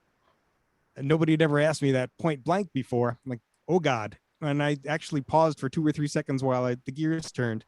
I'm like, all right, well, I'm gonna pursue this technical stuff. I'm going to do physics, opticsy things and rely on that to make a living. And the radio stuff's just going to be a hobby. And what do you know? I decided my own fate then and there in late 1990. And that's still the path that I'm on. So my day job, went to go get a PhD and trained to be an optical engineer. And I did my dissertation on the focus and tracking systems of optical data storage systems. So to give you an idea, I just realized as the call started, I had a box underneath my desk of a presentation that I used to give that talks about things. So, like, for example, we all know the historical significance of 52nd Street from Billy Joel.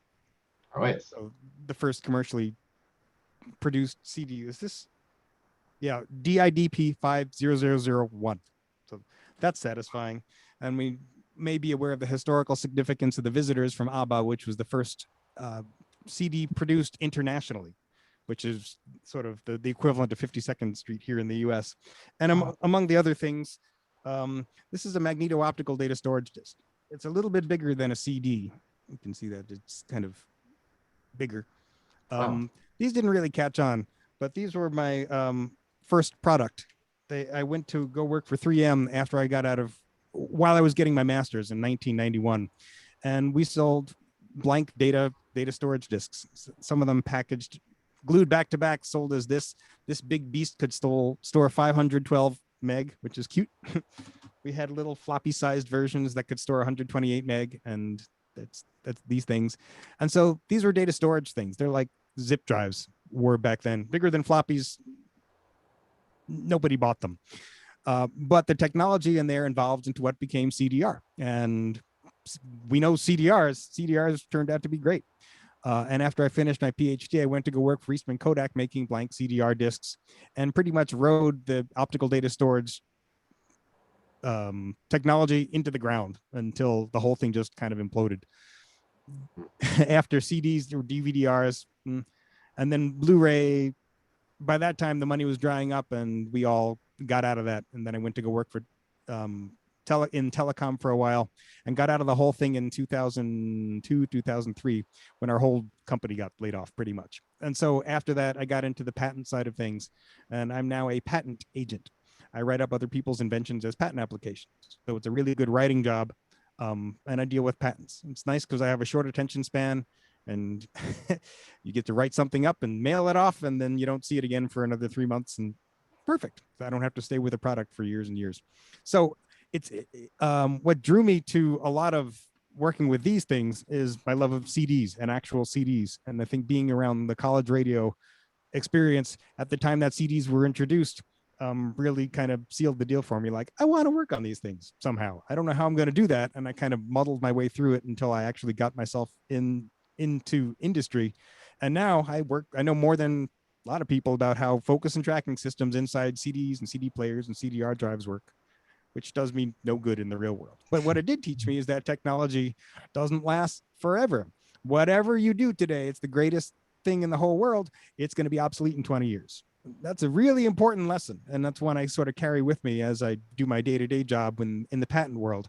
Aside from like the stuff that ends up in airline jets, because those have really long shelf lives for products like Boeing and all that.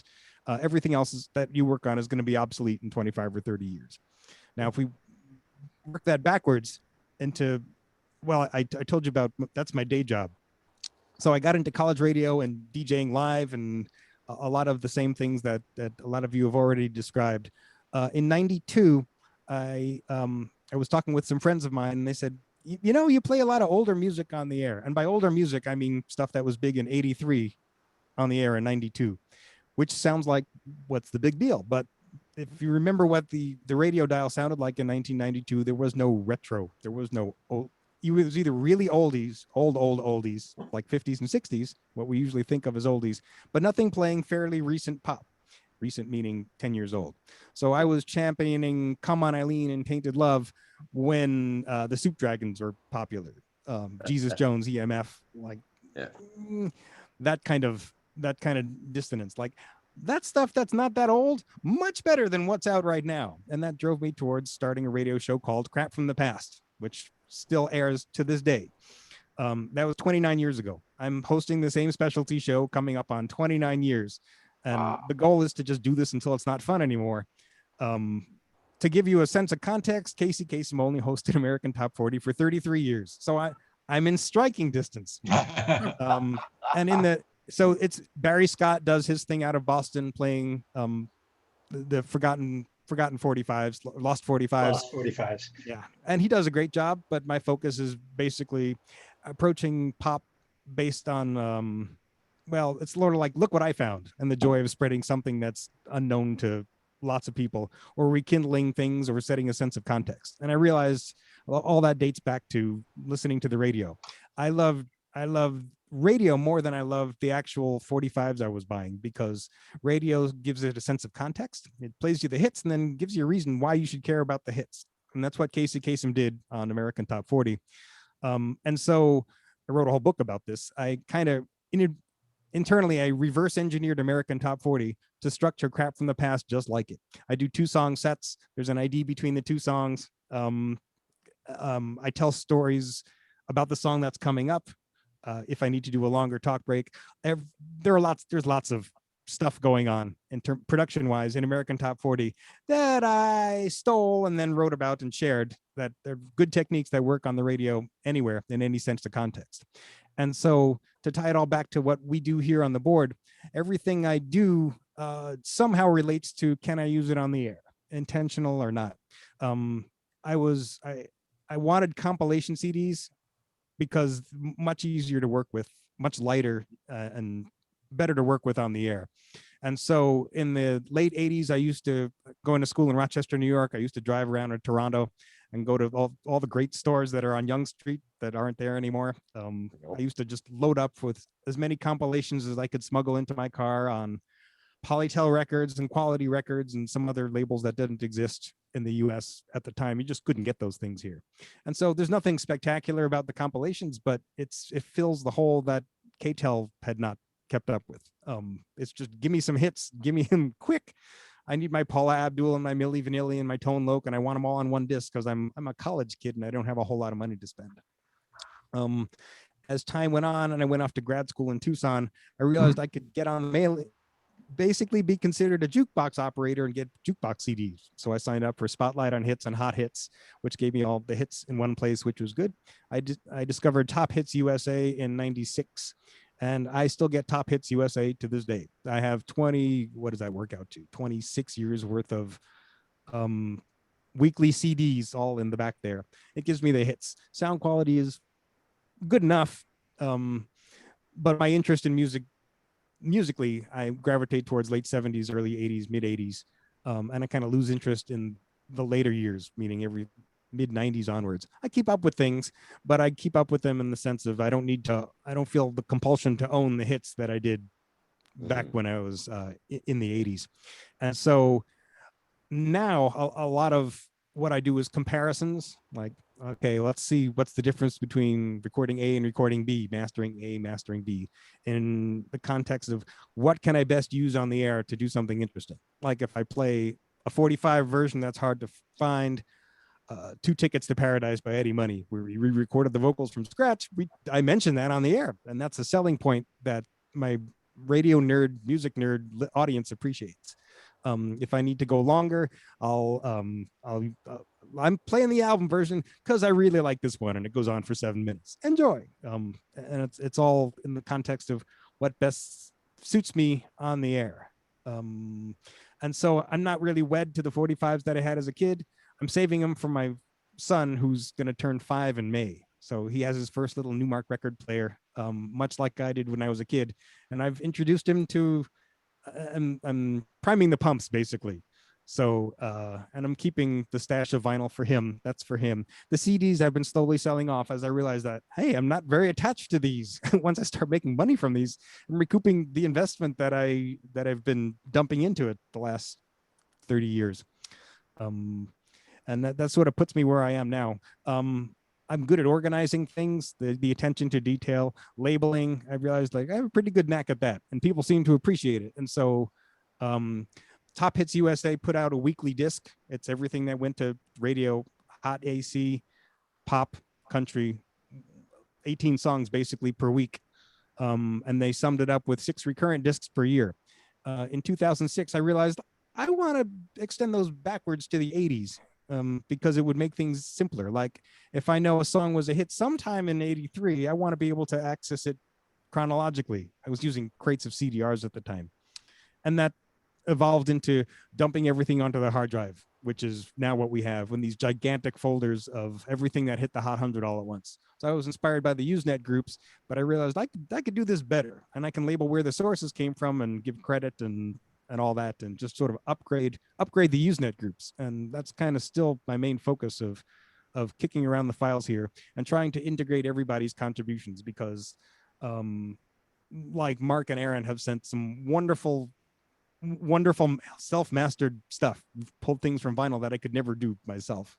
And Chuck Miller, who's on the phone as well, he has tons of CDs and tons of 45s, and my job has been to sort of integrate that and upgrade from the MP3 collections that whoever assembled them initially in the Usenet groups did, and sort of circulate them.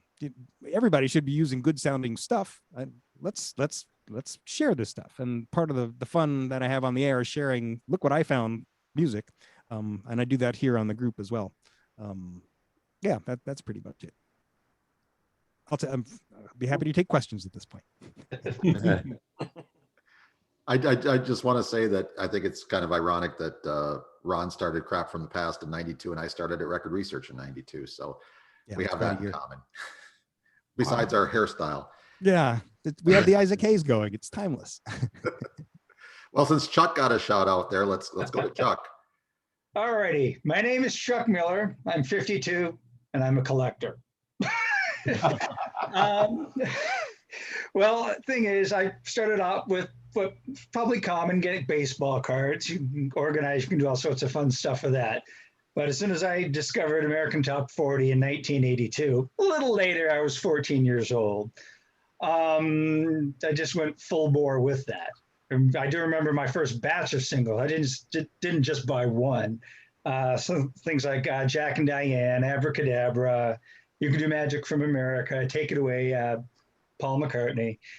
And around that time, I have an uncle who was a local politician type, knew everybody in town, knew a jukebox operator. And he gave me like a stack of 145s just as I was getting into this. I'm like, oh, this is too cool.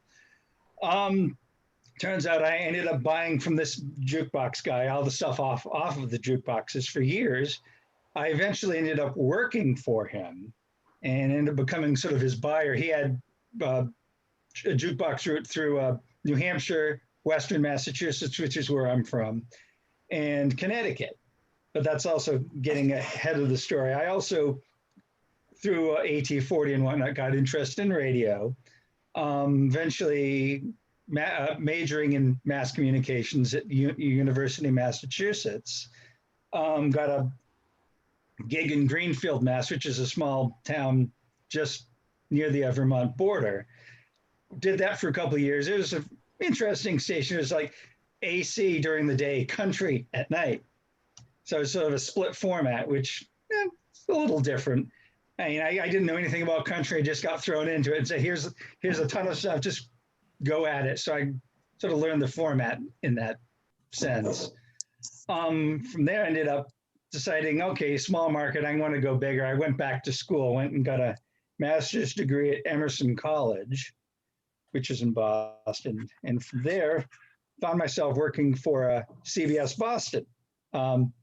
Stations like Oldies 103, interned at KISS 108, which is a better known CHR station. And from there, I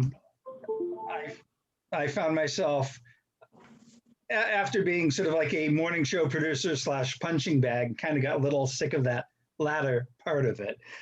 Found myself working for a company called Media Base 24/7, which sort of does what Billboard does. It just strictly does radio, and it tabulates what radio plays. And in being a music researcher for them, I had to sit and listen to music clips basically full time. Like they had music clips literally 24/7 for the individual stations. So I basically had to figure out at the time what was played. Eventually, they basically went automated, so that eventually, after 9 years of doing that, kind of put me out of the job. But I got to quality control and figure out what even they expanded into the Canadian market. So I got to deal with all sorts of CanCon things. And I was more working with adult contemporary or the Jack FM station. So I got quickly to learn all the Canadian 80s acts like Street Heart or The Box, or people that never really had hits in the United States per se. So that was interesting. And Chuck, just yes. Probably at least some of us are familiar with Media Base. I know about it because a coworker of mine in radio also did that on the side.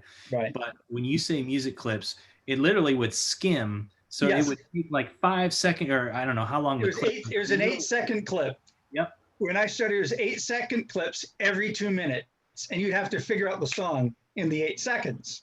And I started out actually with top 40, so I had to know the up to the second stuff. So that was interesting. I was able to pull it off. And because they did their initial job interview on the phone, and you had to figure out 20 clips. I was able to pull it off. I've always been able to do that part. But getting back to the collecting part, with the jukebox operator that I worked for. He never really got rid of things. He had a library dating back to about 1975, and he tried to buy most stuff. So I was in hog heaven working for this guy. And I was able to actually eventually become his buyer. It's like really a one-man, two-man operation. So I got to be the 45 buyer until 45s basically went away. I think the final jukebox 45 that I can recall is Born Free by Kid Rock in 2010. And that was the last one I know of that actually was a jukebox 45. There are a couple Taylor Swift 45s, but this is way back. For all intents and purposes, 2004, 2005 was the end of jukebox 45s. And even that was country, as far as I can recall. I mean, Paul, you can verify that. What else? I also used to work record conventions as a dealer, because once again, this guy had so many records, and he decided finally to sort of start getting rid of them because he had like 50 copies of things. He had that large a jukebox route. So I got to do that for a number of years, which was another great way to feed the habit. Well, that's in a nutshell. Yeah, I can definitely verify that, Chuck, because Joel Whitburn we used to collect every 45 we could get our hands on. And you're right, it was pretty much country from like 92 to 95. It was probably 80% country. And once in a while you'd get a pop one that had both hits, like Two Boys to Men songs. Yep. Or you'd even start to get picture sleeves here and there again into the 2000s, which was bizarre, like Mariah Carey and what. I have a couple from that I used to get at Virgin Megastore on Sunset Boulevard. They're just a few, like, oh gosh, I think Usher, yeah, and there was a 45 were issued as 45s, yeah. But there's even a picture sleeve of something like Simple Plan. Like, really? Why? Yeah, and of course, Record Store Day brought some of that back too. Well, yeah, there is that. I couldn't quite get into Record Store Day. I was not really into paying $10 for a 45. Me neither. No. I'd rather go off to. There's a great record. I still go to record conventions to get my vinyl fix. And I live in the Washington, D.C. suburbs in Northern Virginia, but I have to go up to Baltimore for their record show. They have a really good vinyl show. It's not a trendoid thing. You get, all the, people who are probably still 10, 15 years older than I am, selling their stock. So you can get good 10 for $1 45s that way. Also the thrift stores in the DC area are great for CDs. I'm picking up tons of stuff. Ron gets a lot of the bounty from that, and filling out for the endless Hot 100 project, as I call it. He gets about 4 or 5 cuts a week of, hey, I found the album version of this, and that kind of stuff. But, thank you for your work with MediaBase. What a savior that was to me. I'm a music programmer, and I do CHR and have been for over 30 years now. Yeah. And we used to wait for radio and records to come in the mail, and being in New Hampshire, sometimes it would take a week before anybody else got it on the West Coast. And when we got MediaBase, we could sign on, and I look at MediaBase 3 or 4 times a day. Well, that gig was a lot of fun, though. They kind of had a weird work week, so you never got, weekends off. Kind of like how radio works. And unless you're some big shot there, you're going to be working the weekend, or because it was you worked for the full day. I wouldn't, if I had to deal with Midwest stations. There's stations outside of my time zone, so I would have to wait until the audio filtered through, because they'd have audio get recorded wherever they are, say Des Moines or something. It would have to go to LA and then bounce back to me. And, so I wouldn't get 1 o'clock, midnight in Des Moines. I wouldn't be getting the audio until 1:15 in the morning. Oh, wow. And I have to finish up the day. So my day would end around 2 o'clock. Heaven forbid I get a mountain time zone station. I'd be up for a while. But it was fun. Well, as long as Gary chimed in, do you want to go next, Gary? Yeah, before Gary does, I have to jump off. So I want to thank all you guys, Paul, especially for doing this. Ed and Paul Grine, it's an honor to meet you two. It's Really, really a pleasure. Loved CBS FM. I'm from New York originally, although I've lived in Chicago most of my life. So I would, when I go see family, I would listen to CBS FM among other things. The formatics of the late 70s late 80s into the early 90s when they just played everything, 50s, 60s, 70s, 80s, even an early 90s tune if the format was appropriate. It's not what it is now, unfortunately, and that's a sad thing. And Paul, again, go back to your chart beat days. Loved reading it. It's an honor to meet both of you and the rest of you who I've known for years. Thank you for this, and I look forward to the next Zoom meeting, whenever that is. Nice meeting you. Thanks, Doug. Right. Thank Take you. care, Doug. Thanks. Gary, go ahead. Okay, well, I'm like everybody else. Well, my first story was I had a great music teacher in elementary school that had us singing some of the modern pop songs. We had stuff from the 70s and mid 70s and whatever, and got me interested. I started listening to the radio, discovered American Top 40 like everybody else, started writing down all the songs like everybody else, keeping week, just like you, Paul, keeping the number of weeks, chart position. I discovered the Top 40 Hits book when I was 14. Best book I ever bought. And I read it until the cover came off and split in the middle. And I had a local nearby record store. I started to stock the Hot 100, the Top 100 actually, because they use Cashbox, and they would give me the old Cashbox magazines after they were done with them. And it was collected that. And then when I pulled this off my bookshelf, Downey's the Cashbox singles charts, where he listed all the artists and songs by the chart position. And I said, this is great, because this Cashbox I was getting used to, as well as Billboard. One of my a guy that was 2 years older than I was in high school, worked full-time at one of the local radio stations, and we need somebody to run the oldies program Saturday night. I interviewed, got the job. Then the guy, program director, realized how much I collected music. At that time, I went from 45s to CD. This is around 1986, 87. And I had a huge CD collection by then. I spent every dollar I had updating my collection. And so I gave him a notebook, and this is what I've got if you want to record anything off of this, for the music wise. And he looked at that, and like 2 months later, he says, I'm going on vacation. He was program director, music director. Hey, would you mind taking over the playlist while I'm gone for 2 weeks and organizing that? Sure. So after that, he saw what I did, and I got the MD job. I only worked 1 day a week, and I was a music director, and still am. I work in the transportation business, have been during the week, and I still go in on Saturdays and do my music programming. I do a 6-hour air shift on CHR, which I love to do. Like Paul mentioned, I think it keeps you young. You have to stay up with the music, the artists, and what goes on. We're a small market station. We've been owned by the same owners all the years I've worked for them, since 1987. So it's kind of like a family atmosphere, and most of us my age or we have one guy younger than me, but everybody else is older than I am on the air. So it's weird to have that on a top 40 station, but we get I was fortunate to buy a lot of the music and a second copy of when the hit discs started coming out, and got a lot of my music through TM Studios, and we got the promo singles and a lot of the artists, and I was just thought it was very interesting, all the connections. We hear people talk about New England and different times they've lived in New England, and I've lived there all my life. So I enjoy what everybody contributes to the board, and what's helped me learn over the years. I'm actually excited because Aaron's been a big help.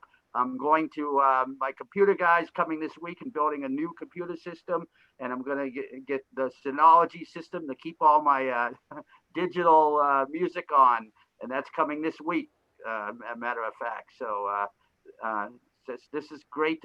I read the board almost every day. I don't contribute a lot, and but I've learned so much, and I've kept up with the modern stuff. So I'm kind of, I guess, an expert in that. And people saw me recently. I've kind of gone on the other end and I'm starting to go work from, I did 1953 and I'm starting to work on 1952 now. So, so thank you, That's everybody. cool. I'm glad to hear that you went ahead and got a NAS drive. Yes, yeah, you convinced me. I wasn't trying to convince you, but you had asked some questions, and No. I'm glad that my info was helpful. It was. I want to do things right, and I'm gonna, keep another source of the music like Gordon's talked about as well. So.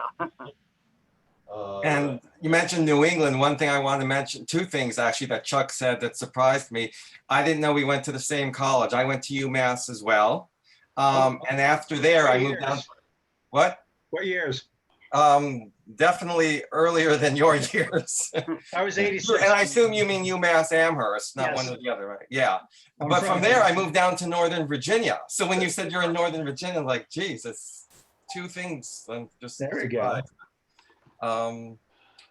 So yeah, I just wanted to say that about Are you this. still in, you're not still in Northern Virginia, are you? No, I live in outside of LA. Okay, that's right. You said that. I'm Yeah. in Springfield, Virginia. Been here. Chuck, you need to Oh, change where your in hat, Virginia? by Where the in way, Virginia? Chuck. Change your hat, Chuck. Oh, no. No.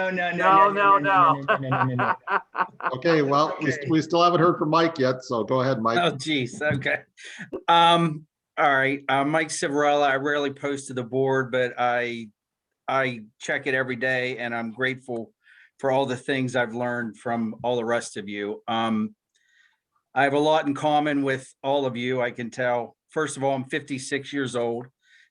Music was always around my house. My dad sang a band in the Army during Korea.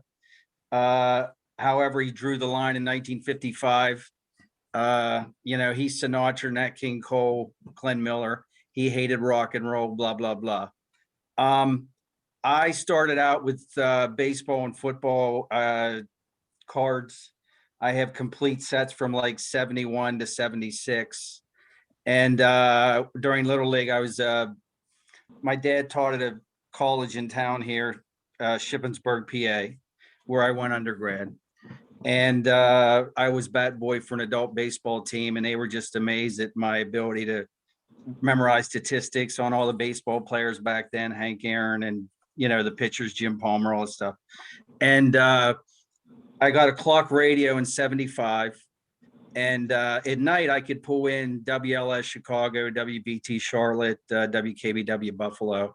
And that's when I started getting into music. And then 76, like a lot of you, I discovered AT40. And what caught me was it was similar to my baseball cards. It was very statistical. I mean, you could follow records up the chart. I mean, Casey was very statistical, blah, blah, blah. And it had a lot of similarity. And I still love sports. I still have a vast knowledge of that too, but I left that behind and got into music. I never dreamed later in life that I would own a lot of these. I mean, I don't know if you can see this. This is 1/1 of 72. This is 12/22 of 73. They came with custom boxes for those special shows? Yeah. Yeah. I have a ton of them. I have every show on a hard drive.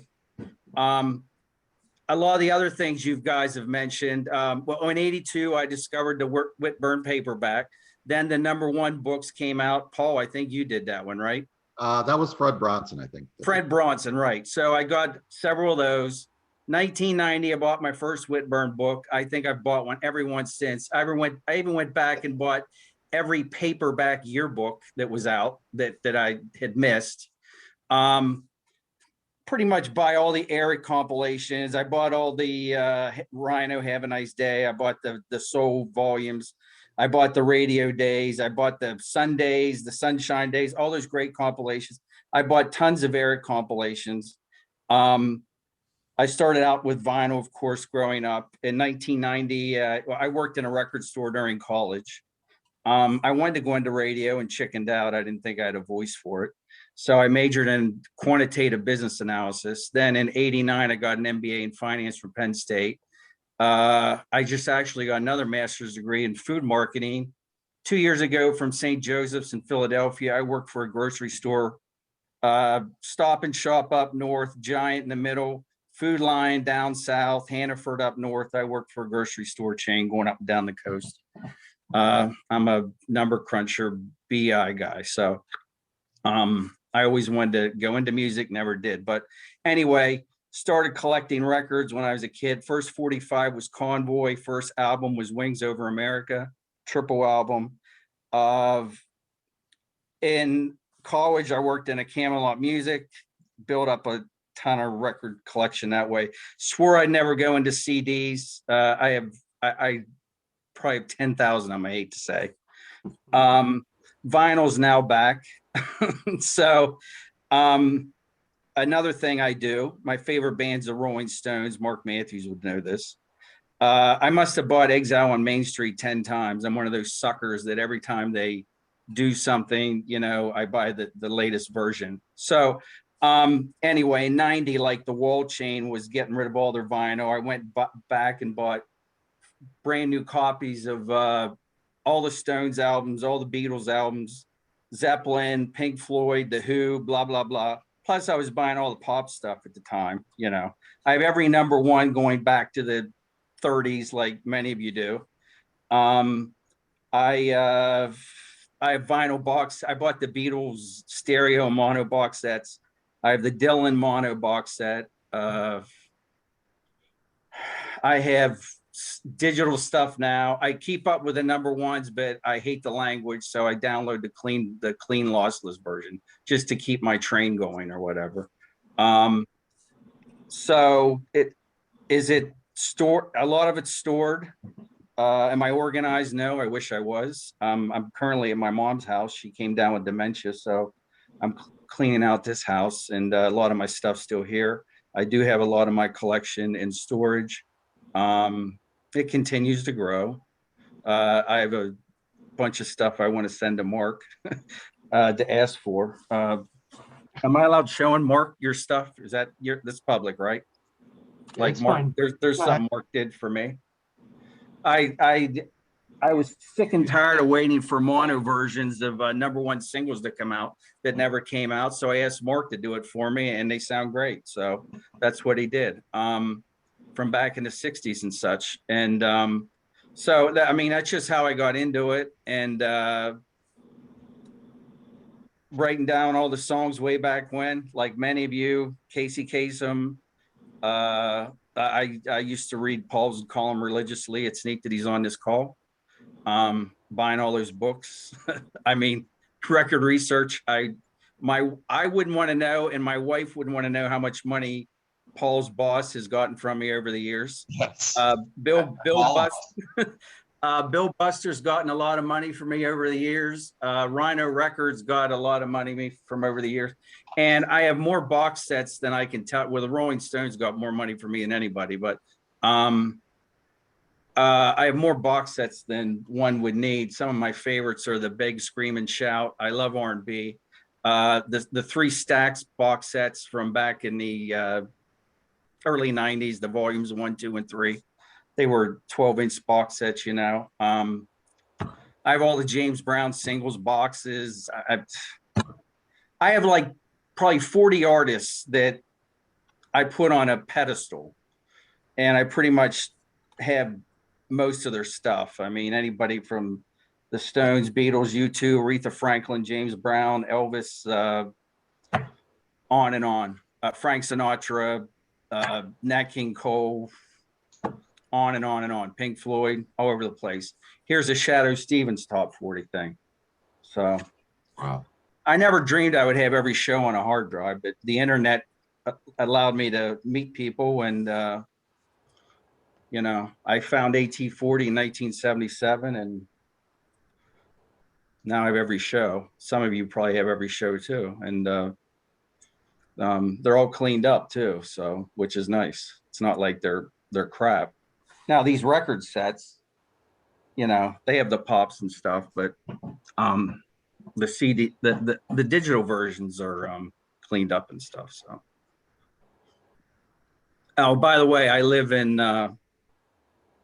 South Central PA. I'm not far from Hershey. I'm not far from Gettysburg. They're the famous towns around this area. So I'm about 2 hours from DC, Baltimore, Philly, 3 from New York, I 3 hit from Hershey Atlanta. I hit Hershey a couple times a year. Yeah, it's a nice little town. So You ever go to the record store in Ephrata? yeah, it's afraid of it's Ephrata, but yeah, I I've don't been know how there. to put. I don't know how to. Yeah, Ephrata. Yeah. And there used to be a great show once a month on Sundays in Columbia, which is between York and Lancaster, which is about 40 minutes from Ephrata, but they got rid of that years ago. And somebody mentioned going, and guys older than there. I was going there in my early 20s, and I picked up a ton of stuff then too. So way back when, that was the early 90s.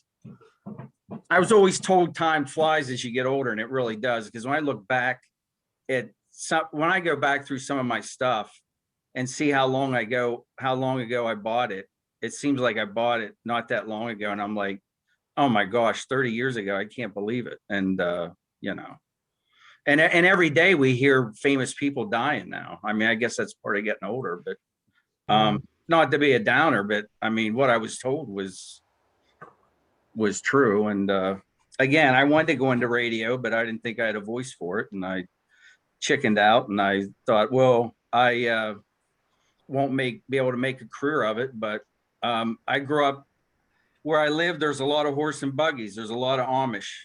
And one of their sayings is, we learn too late and we die too soon. And in many parts of my life, that would describe me. And I regret in many ways that I didn't follow my passion, because follow your passion, learn later in life, the other stuff takes care of itself. So instead of sitting behind a desk or a computer now and just crunching numbers all day. But I wish I was organized as many as you guys. I have stuff in storage. I have stuff all over the place. I'm trying to do it. I really wish I knew how to do all this stuff you do, like Aaron and some of you. I bought all of Aaron's collections, Mamas and the Papas, and Steppenwolf, and the Grassroots, and the great one, The Fifth Dimension, and blah, blah, blah. And, but I sure wish I could edit things down like I read about you guys.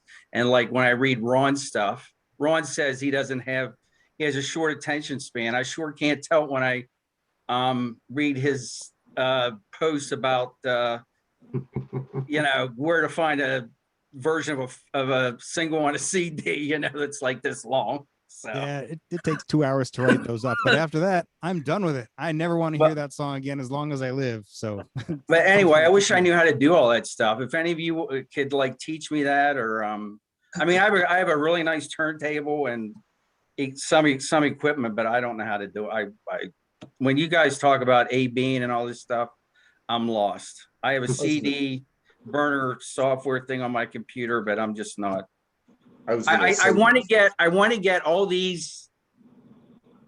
There's so many 45 versions I want to get from the 60s and 70s, and you guys post about them all the time. And I don't know, a lot of them, I assume when it says stereo on the Downey board, maybe they're just fold downs or whatever, but I don't even know how to do that or whatever. But here's an artist, Johnny Rivers. Why in the hell his stuff's not out, unless he's just controlling it and won't put it out there? I have no idea. But I like a lot of his records, but you just can't get them in the single versions. Right. So, and there's so many of them, and we all know what they all are. Mark, I wish you would just, I know Bill's focused on stereo now, but I wish you guys would also, I mean, I'm at my mom's house 30 miles from my wife right now, so I can say this. Take my money. I wish you guys would, like, all these records that aren't available in their mono single version, like you did with those instrumental things. I wish you would do that with like the 60s and 70s 45 versions and put a bunch of those out. It's come up in meetings several times over the years.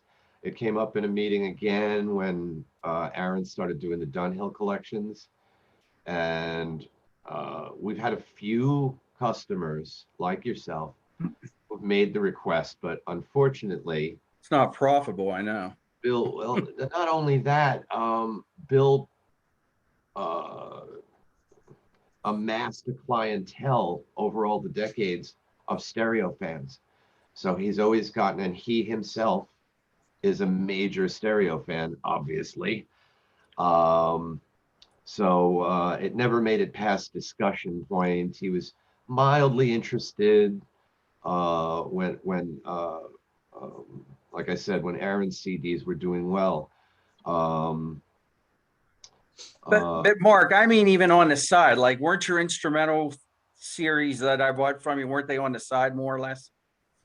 The later ones were, yes. Yes. And the only reason he did that was because he also amassed a huge amount of instrumental fans, and he too is a major instrumental fan. And that whole series was actually completed by our webmaster and consultant, Randy Price. He was the one who came up with the whole thing. So that's why you'll see his name on the commercial ones. But they were only doable as public domain in Europe because you can't, you know, a number 80 song from 1963, the world at large out there is not going to know it, and they're not going to buy it. Yeah, I know. It's a shame. I know. I wish somehow there was a way. You even had the short Fly Robin Fly on there, like the 305 yes. Fly Robin Fly. I couldn't believe it. Well, that collection I mastered, and I'm very, very proud of the 70s ones because I mastered the sound on those, and I made sure every single one was the harder to find single version. If it was a top 40 hit, I tried to improve it. Like, for example, the single master of the Star Wars theme by Miko. Sounds like absolute crap. I mean, the tape practically got worn out while the single was on the charts, and there were many. And there was always a dropout. Yours doesn't have a dropout. Right. I recreated the single version myself to, you know, make it sound great. And a lot of things I said, okay, the single version of that's been released. We're going to release we're going to put the DJ edit on here. And we sold quite a few of those, but I would have loved to see them come out commercially. That would have been awesome. Mark, you're like my hero forever for finding the single version of Take Your Time, Do It Right. Oh, thank you. Thank you. I knew where it was. Where was it? I forgot. In the vaults at Sony. Taboo was distributed by CBS. So it was at Sony. And I didn't have to do anything to it either. I did nothing to it. Well, because when they did the big Taboo box set a few years ago, they used a disc dub for both sides of the single. They had to use a vinyl dub. Yep. Yeah. The Taboo doesn't have it. Sony has it. All they had to do is ask, but they never occurred to them to just ask Sony, hey, could you dub that? I know you can't say, Mark, but is anything coming fairly soon or not? Just more of the stereo collections of the 50s and early 60s. All right. We're finishing those up now, and they should be out in about a month. Oh, okay. We hope. And I will put in a plug for my friend Ed Osborne because he is a stickler for the mono single versions. And putting the A and B sides out, like for the Jan and Dean stuff. That was so great to hear that. Ooh, there's so many I would like to get, and I can't. I'll be contacting you, Mark. Guys, I gotta jump off. It's been a lot of fun. I totally appreciate it, but I've gotta run. Aaron, can I ask you a quick question to follow up on something you said? You were talking about the ABC Dunhill singles. Aren't all of those master tapes now burned in the fire? When you need ABC Dunhill singles that haven't been out on CD yet, do you have tape sources you can go to from anywhere in the world, or weren't they all burned in the universal fire? I don't. So since I don't actually like work in the on that side of things, I just get whatever I can get provided to me when we work on these projects. But don't you know from hearing it if it's vinyl or tape? Well, sure. I mean, there's definitely things that I had to, actually use the single, like the actual vinyl single. But yeah, so I don't have like you where you are there, and I don't know if you've been in the vaults or not. I haven't. So I just on the Four Tops one, I got a lot of digital stuff from them already, and hardly any of it needed to be taken from anything but what they had already provided. Gordon, Was there? Go I'm ahead. pretty sure I've read read whatever that means, that the Dunhill single masters were junk long before the Universal Fire, that they only kept the LP masters. Yeah, I heard that too. I've read that. That's yeah. Is there a was there a 3 Dog Night, or is there one in the works, or was there one, or Aaron, or Yeah, we'd love to we do put in for the 3 Dog Night one. When I say we, I mean Gordon put in years ago, but there's legal entanglements with, as I understand, with it having to do with the group and the label, and whether it'll all be untangled or not, we don't know. Aaron, you know, that's one of the first ones we wanted to do, and we just, you know, it's like pushing a noodle up a hill. One thing that I wanted to say that I think is great about the music business right now in terms of collecting is that, you know, there aren't many players, so it makes it tough. And I alluded to some of the challenges, and Mark certainly would know them too, is that the various companies have kind of carved out niches where they can sell, because you have to be able to sell. If everybody's in the same pool, playing in the same pool, somebody's going to lose. So like with Eric and Hit Parade, I mean, they've really got that stereo thing down, and that's they got a great audience for that, and they have a particular sound. You know, with Sundays, they have that sort of garagey American rock and roll 60s stuff that they're working on. Varice is now owned by Concord, and they haven't put anything out recently, but they may. And Gordon puts out a tremendous variety of stuff. You know, the pandemic's been good for CDs, but before the pandemic hit, you know, I don't think it's revealing any secrets. Real Gun's music had really slid to vinyl. I mean, of all things, I mean, the vinyl became the very profitable area. And you know, like we found that the mono singles, A's and B's, that was something that really worked. Those collections sold really well.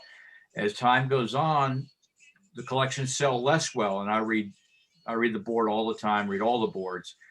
You know, we as music mavens and collectors, we want the stuff out more than anybody in the world. You know, we pay attention, and just about everything that anybody suggests that it or would want that would sell is in the works somewhere. It's been tried, but there's just for every package that comes out. Now Mark does various artist compilations, which is a uphill battle to begin with, but anything else, for every package that comes out, there's dozens and dozens that have been tried and proposed and whatever, and just never made it to fruition. And especially now that what's the good thing about the pandemic has shown that the CD will sell, but a major record company, it's not that they don't care, it's that they're a major business. And so it costs them just as much money to do an old package as to do a new package. The money is not in what we love at all. So these are, and they have a reduced staff. These are just business decisions. And many of the people there at those companies love music. They love it and they want to do it, but it's the economics of the whole thing. So I hate to bring that up, but that's just the bottom line. So it's so great that Eric and Hit Parade, that Real Gone, that can do this. And as far as one other thing, you mentioned public domain. Anything from like 62 before, for the most part, reissue companies won't touch. Now Eric has a niche because they can do their stereo versions, because once they do it overseas, which is anything, it's free, you know, essentially. There's nobody to compete with, huh? Almost free. Not quite free. You still have to pay the publishing. You still have to pay the publisher, but not almost free. But I mean, it's a lot cheaper than here. So that's why you can buy a Jasmine CD, 30 tracks for $10 if you were to do that in the States. So no matter whether the collection's good, whether it's complete, whether it's done from master tapes, doesn't matter, because once it's been done there, chances are A reissue label's not going to touch it here because they just can't make it work. The problem, the bane of my existence as a music guy and also as a reissue guy, in part, is that when companies do it wrong. None of the companies I've mentioned here do it wrong, but there are some companies that if they do a singles version, they're not singles versions. And we had a couple of packages on the board, 3 of them actually, that were given to another label. They did it wrong. They didn't use single versions, etc. Didn't use the right versions, but they're out there. So I can say of one, we got cleared for a Harry Chapin singles package, which we've been really working on. Then we found out under the radar that they had also given it to another company. And so that means we won't do it. It means that this other company, I don't want to speak ill of anybody, let's just say they're not as diligent about it as we are. Let's just leave it at that. But it doesn't matter. It's been done. It's out. Right. I don't want to take any more time because there are other people, but does anybody know what's up with Johnny Rivers' Soul City catalog? Why is that one never? It's owned by Shout Factory. Mark may be able to add more. It's owned by Shout Factory. They did a Johnny Rivers collection. Some of the single versions are on like the original box set. Not Yeah, all. I have that double disc, but a lot of the single versions still aren't out there in mono and stuff. That's why. Paul, thanks for setting this up, but I have to go. And Gordon, it was good to see you again. It was good to meet all the rest of you. You too, Paul. Meeting you, Thank Paul. you, Paul. Yep, Hey, thanks so take much, care. Paul. Appreciate it. We've talked about Johnny Rivers, and Johnny Rivers is just, it's a real problem because it's a real problem getting the masters now. Shout Factory's not going to give it to us. I don't know if they'll give it to Eric, but chances are they're not going to give it to us. So we can't do a Johnny Rivers singles package, which was one of the many, many packages we've discussed. All right, thank you. Sorry, I was going to say there's been a few singles packages issued overseas, like A and B side singles that I'm like all excited for. Oh yeah, and they're not. Ace just did it was complete recordings of Tom James and the Shondells. There's mono nothing on there. I mean, it's like it said, oh, radio version of Crimson and Clover. I listened to the sample. It's stereo. Yeah, that's frustrating. And they did that in Japan. They just issued a Cyndi Lauper complete singles. Everything's the album version. So since I work with Tommy, but this is completely off the record. It's my opinion. It's not Tommy's opinion. That package, they didn't, it was licensed overseas. They didn't talk to us, meaning Tommy. Even Bob Fisher did the package. He's got a pretty good reputation over there. But I don't have the package. From what I've read, it's not exactly complete. They made their call about, see, here's where you see the conflict. Even look on the BSN board. How come it's not in stereo? Then there's other people yelling, how come it's not the original mono versions? To be complete, every stereo, every mono, every mix, every edit would have to be there. They made calls that I wouldn't have made. Okay. But those were those calls. If I made the calls, people will be writing in saying, how come there's not the stereo this? Because, if I said we're going to do the complete recordings, we're going to choose how they originally came out. This is a dicey area here. It's a tough road to hoe because making calls like that, what do you do when you've got mono and stereo albums and you right singles? How do you do a complete recording? Where do you draw the lines? These are tough ones. And the mono LP of Crimson and Clover is awesome. And that's hard to find. The mono LP version of that song. I will say, as a big stereo fan all my life, I came to realize in the last 10 years that the entire CD era was catered greatly to stereo fans like me, but has completely neglected the original monos. And, once I realized that, I was like, wow, there's just so many that were unique mono mixes that, that just never got out there. And Bill Inglot got black eyes on the BSN board when he started, or the producers anyway, started releasing a lot of that Atlantic mono. in the 90s. And, you know, I agreed with Inglot. He was like, hey, people, we've been really good to you at stereo, but mono's being neglected. It's time for that now, you know? And I agree. And still so much left that's never going to see the light of CD anymore because the CD era is over.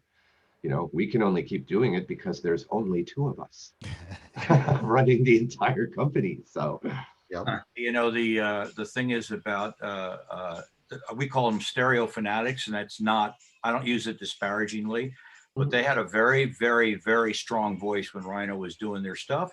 And they had Bill Inglot, Andrew Sandoval that picked up the ball, that did the tape research, and they were you were much louder, you know, in terms of what they were hearing than people that wanted mono or whatever. Then Mark's absolutely right. I mean, Bill got lambasted. He thought he was doing the right job. Sometimes, like, he'd use the mono version of Dawn by the Four Seasons because it has the intro on it. Some people went nuts. You really start to get gun shy about, you know, what that's all about. Me, I believe that as long as the original is out there, I don't, you know, put the 5.1, put quad, put whatever you want.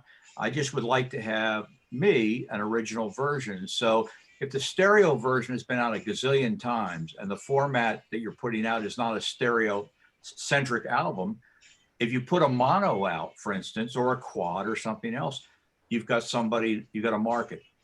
If I just release a stereo version, and I'm not against stereo, I'm an audiophile, guys, but if you release a stereo version, it's been out 52 times, what's the attraction to do that again?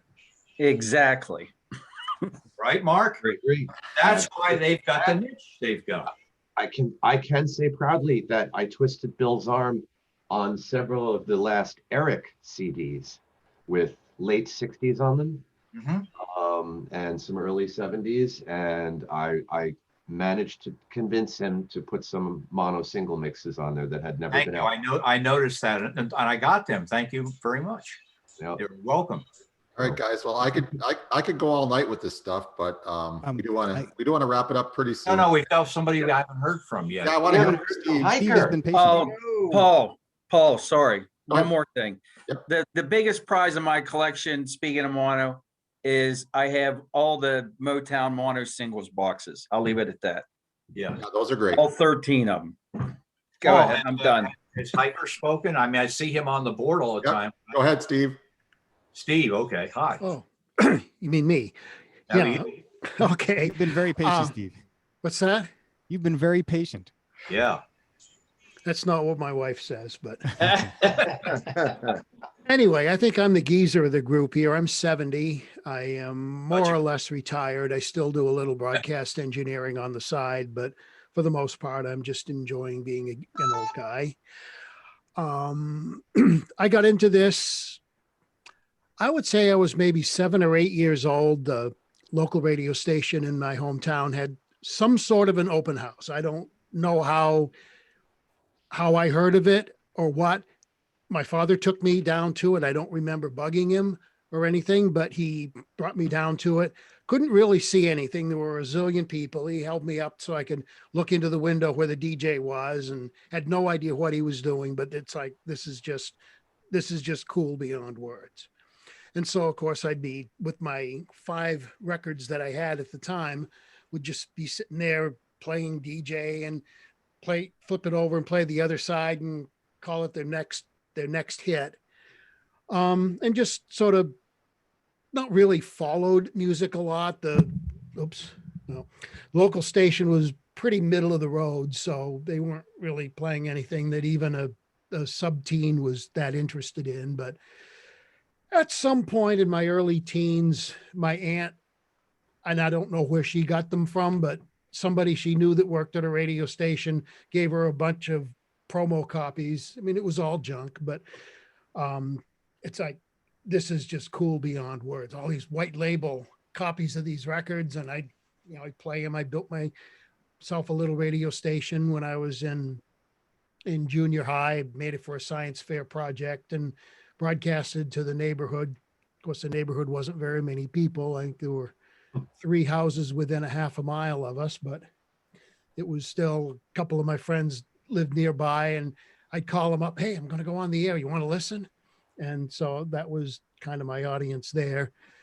Over the time, made friends with a number of people at the local radio station. And when I was a senior in high school, they offered me a job doing weekends, mostly board opping the Sunday mornings. I think I got to do an hour on the air from 6 to 7 Sunday morning, and then board op the public affairs stuff and run the board and sign the logs for the guy that did the polka show, and then board op the church service. And if the church service got over early, I got to play DJ again until noon. But you know, it was a job in radio, and I pretty much stayed with that station for I don't know, 5 or 6 years, I guess. They kind of made me de facto music director at some point. The program director was an older guy. I say older guy. He was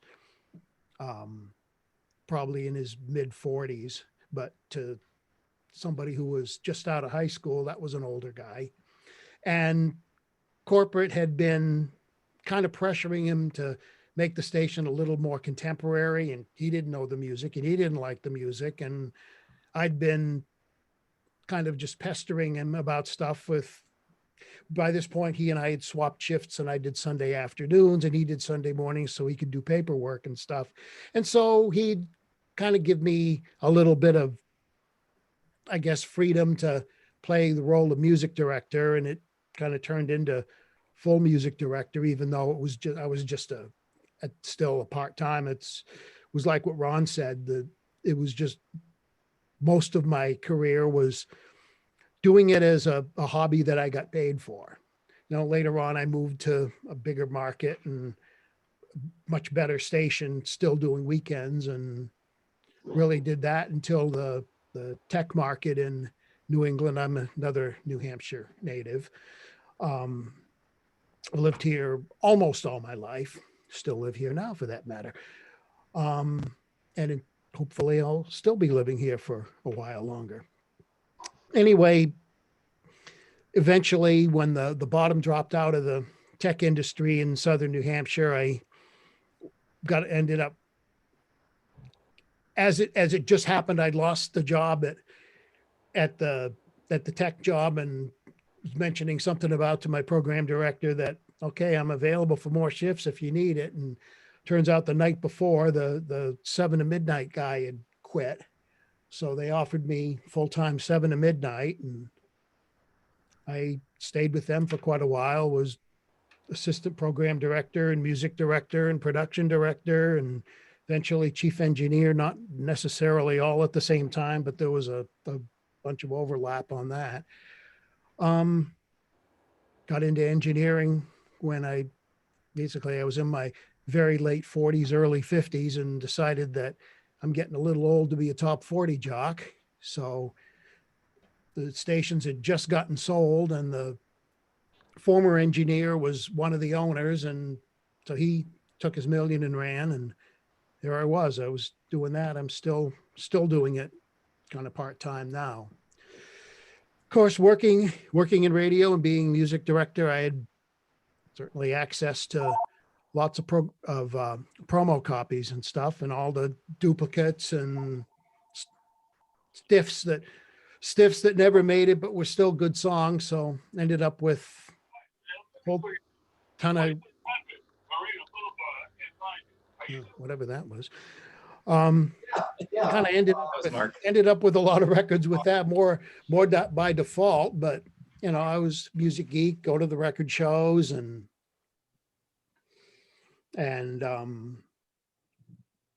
you know, ended up by, you know, many of your collections put mine to shame, but I still, you know, still the record geek to this day. I guess that's about my story. So you were pretty much into the 45s? 45s have always been my big love.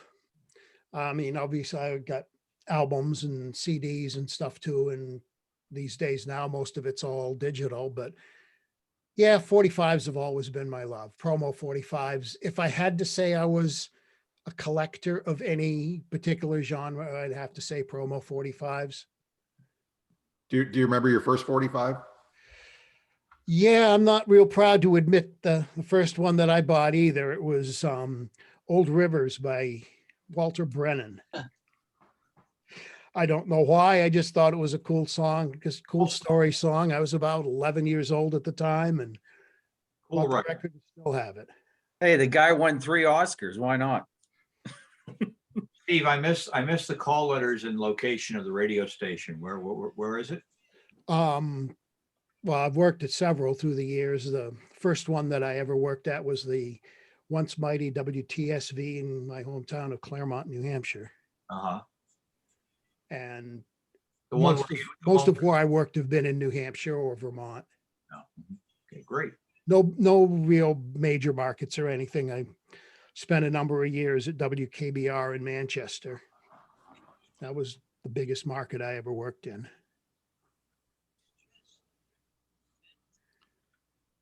All right, guys. Well, I think we've gone quite a while here. So anybody got anything else they want to ask or discuss before we wrap it up? I just wanted to comment on something someone else said earlier, that they don't buy CDs anymore. I actually do still buy CDs, including new artists when I can. I bought the recent Ava Max, Little Mix, and Max CDs, and Taylor Swift. Obviously not a lot comes out on CD anymore, but I do when I can if it's an artist I like. And although I have to admit, for new music, I am mostly, like Brian and other people, buying lossless waves from Qobuz and 7 Digital, because you can only get a lot of albums and singles that way. But I still try to buy CDs when they're available, and I still, especially over in the UK with labels like Cherry Red, they're putting out 70s and 80s and even 90s music, reissuing the CDs with bonus cuts, or sometimes putting out a CD for the first time in digital format. And so I buy oldies CDs too, as they come out, if they're titles I'm interested in. So I just wanted to add that to the mix, because I know a lot of people said they've completely abandoned the CD format, and I haven't. I still really like it, and will buy it when I can. I bought the new Weekend CD. Go ahead. What? I said I picked up the new Weekend greatest hits CD. Oh, I'm sorry, Ed. Go ahead. I'm sorry, Chuck. Go ahead. You go ahead. You go first.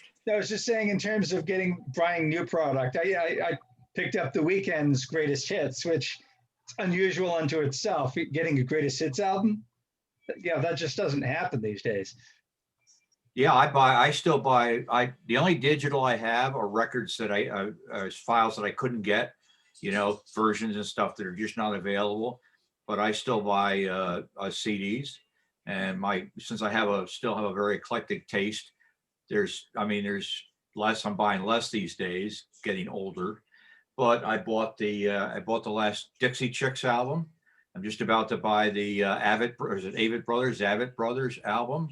There's some Jasmine releases. There's one on the 4 Preps. They're A's and B's. The only way you get that stuff is from them. So there's always stuff to be. I think that, and it's great. There's still stuff coming out, and there you go.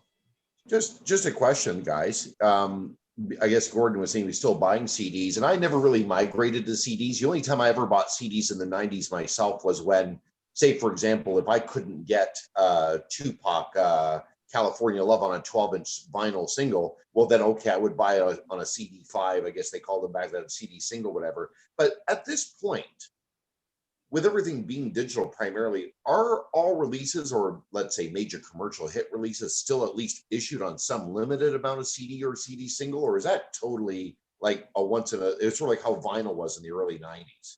Are you asking about CD singles or CD albums? Well, I guess either, to be honest with you. I mean, I wouldn't think almost CD singles would exist at all. Yeah, there's no CD singles that exist, but there's a lot of platinum CD albums that have never been out on CD, like Bozzy.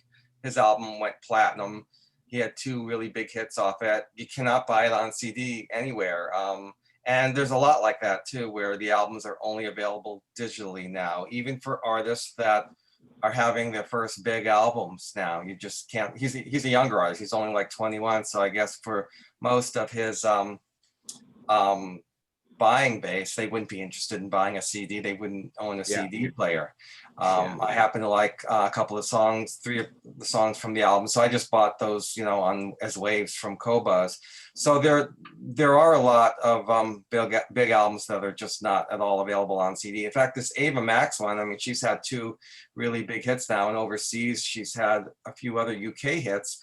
It came out digitally worldwide whenever it did, several months back, and it came out on CD, but I found that the CD release was like 3 months after the digital release. So I had to wait 3 months to get the same album on a CD, and I wanted to get that one on CD because it had. See, it really feels like me buying vinyl in the 90s when it was largely extinct everywhere. And yet, you know, you'd go to the mom and pop shops, that's where you'd basically get it. It wasn't in the mall stores or anything, but like to get something like Alanis Morissette's Jagged Little Pill, actually in 1995 though, like not now, you can get it anywhere on vinyl, but back then, I mean, like I got it imported from Maverick Records in Germany, and like my sisters would come visit, and for them it was like a time warp because it's like, here's like currently it's 1995, you got Windows 95 on your desktop, and I got turntables behind me playing new music. It was just a time warp for people. So I guess that's the same feel for CDs now, where I never migrated to it, so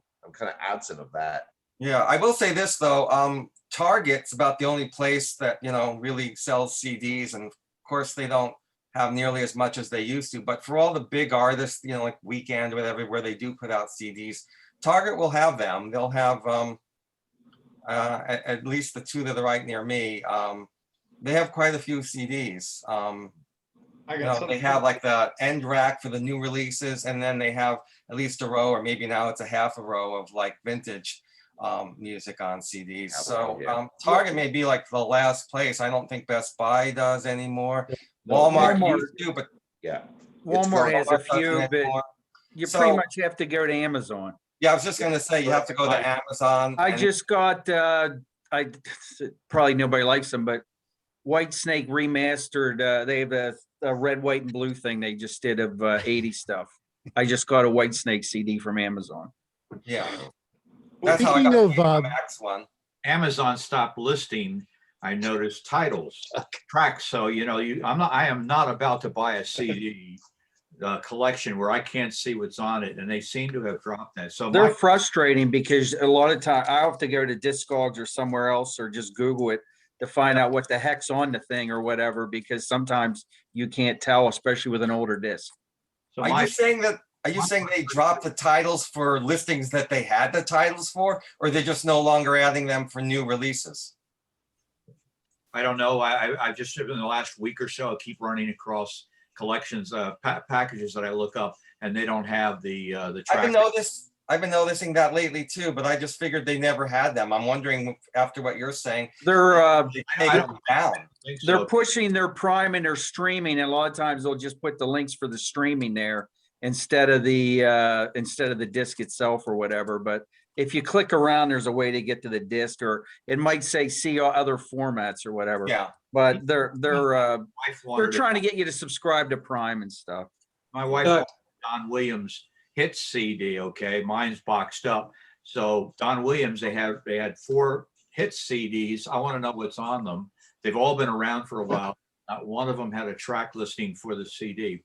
But I wanted to just mention, you know, we're talking all this stuff. My frustration is a lot of artists come out with stuff that you can find on YouTube. You can always rip off YouTube, but it's not out. It's never gonna come out. There's some great Jack White acoustic stuff. There was I did Daryl Hall with Booker T and Mayer Hawthorne doing this great Eddie Floyd tune. Never Found a Girl to Love Me Like You. Never gonna be out. There's a shitload of stuff that I would love to have. Now I can get software and rip it off YouTube, whatever the file quality is, but that's just it's great to have it, but what are you gonna do? Jody, there's a website I go on a lot. There was an old CD publication called Ice back in the 90s and 2000s. There's a website called It's imwan.com. I think they say I'm one or M1 or something.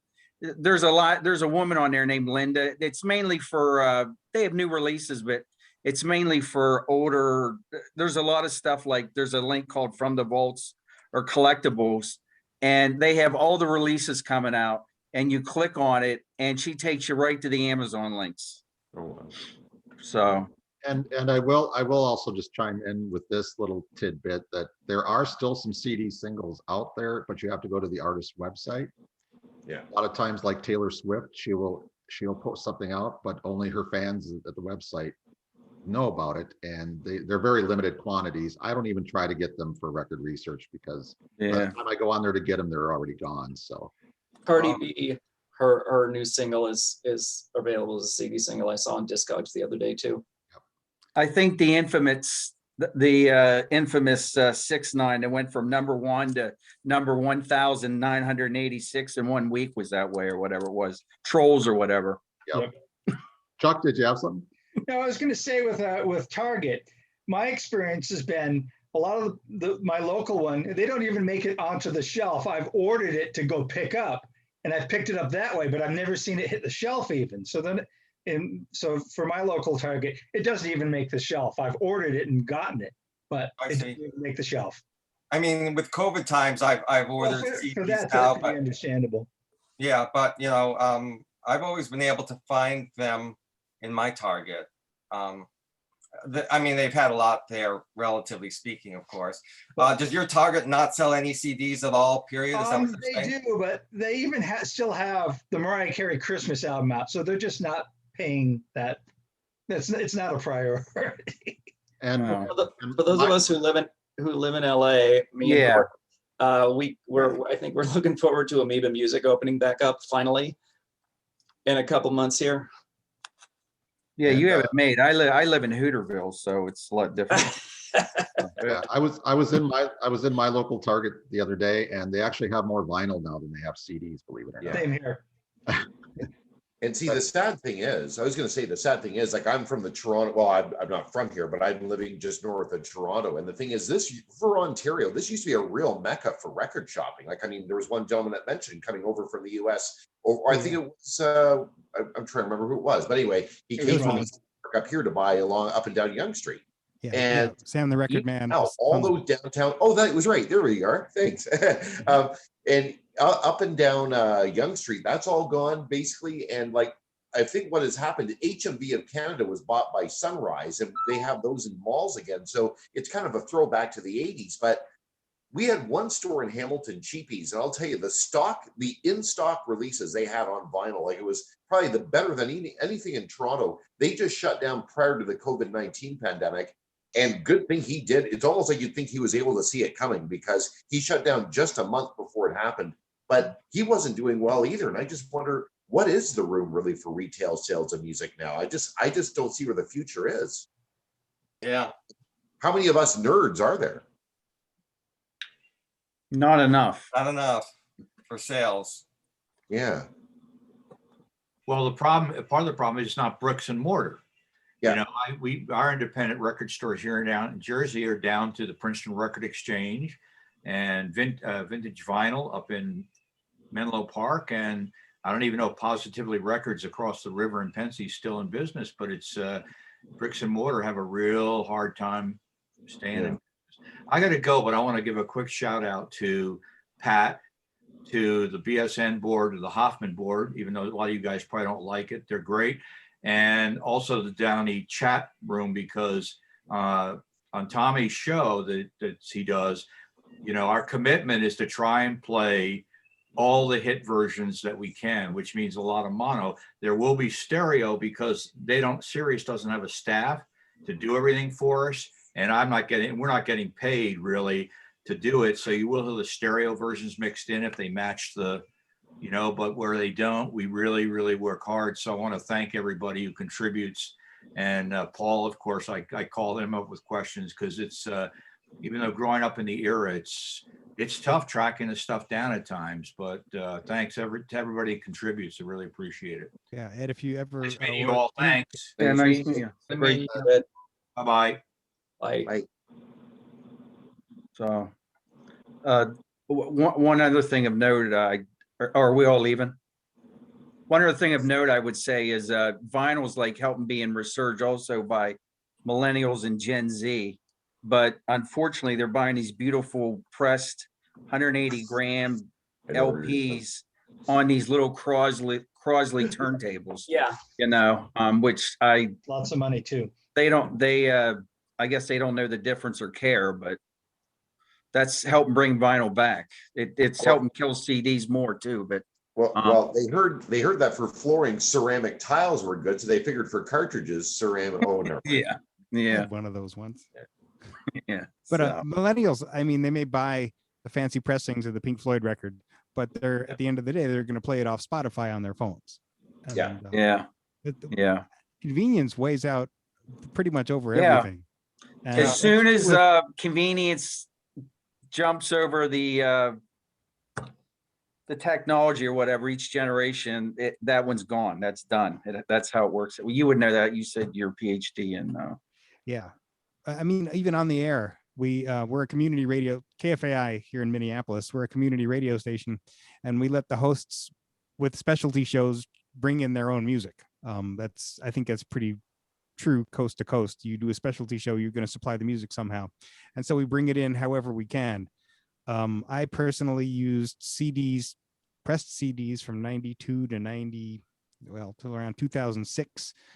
I used CDRs from about 2006 to 2011, and I got my first laptop in 2011. And since then, I've been running with 320 kbps MP3s as my source material for everything I can get. Running off a laptop and a USB sound card, we plug that into the board. Some people run Spotify live off their laptop. It's convenience. Serious? Well, I wish it were better. We have CD players, but it's hard to get new CD players because the old ones die. And the old ones die because nobody's making good CD players anymore. I guess I'm just thinking because of queuing up the songs from Spotify, that's got to be hard. Like to Oh, queue it sounds up, like, terrible. It sounds awful, and you wind up playing tragic re-recordings or the hits because you don't realize that it's mislabeled on Spotify or something like that. You play the wrong versions. You don't have any control over it. I personally never do that.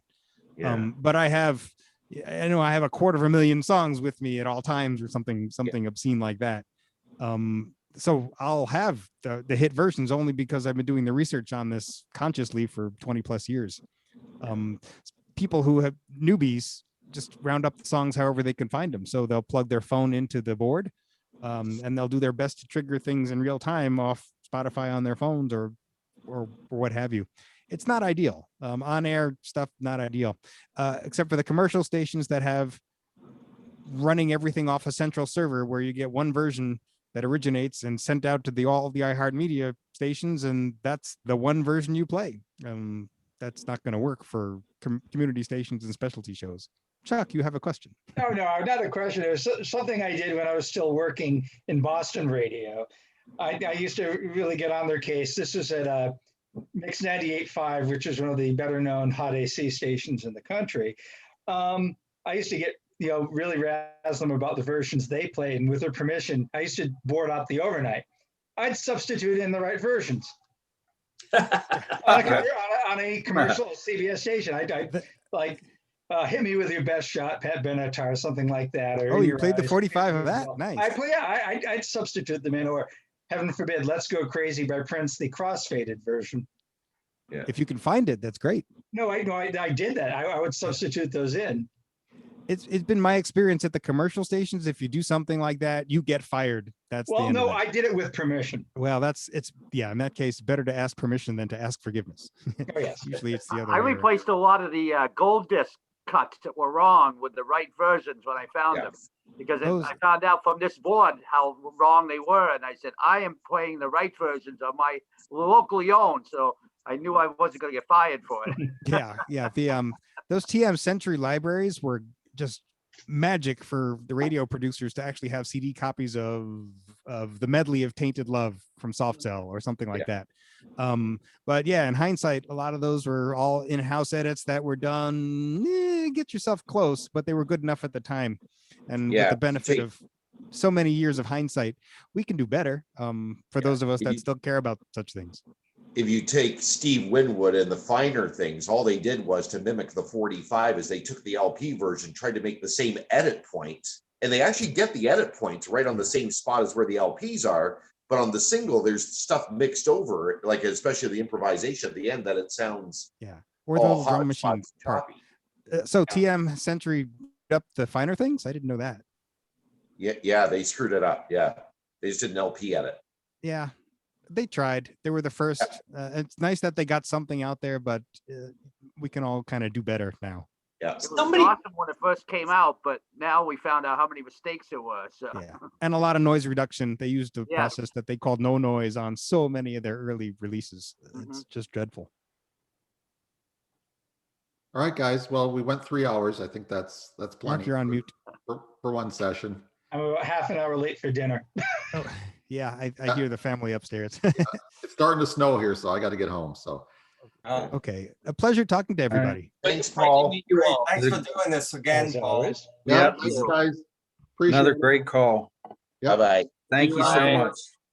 Cheers. Bye. Bye. Thank you.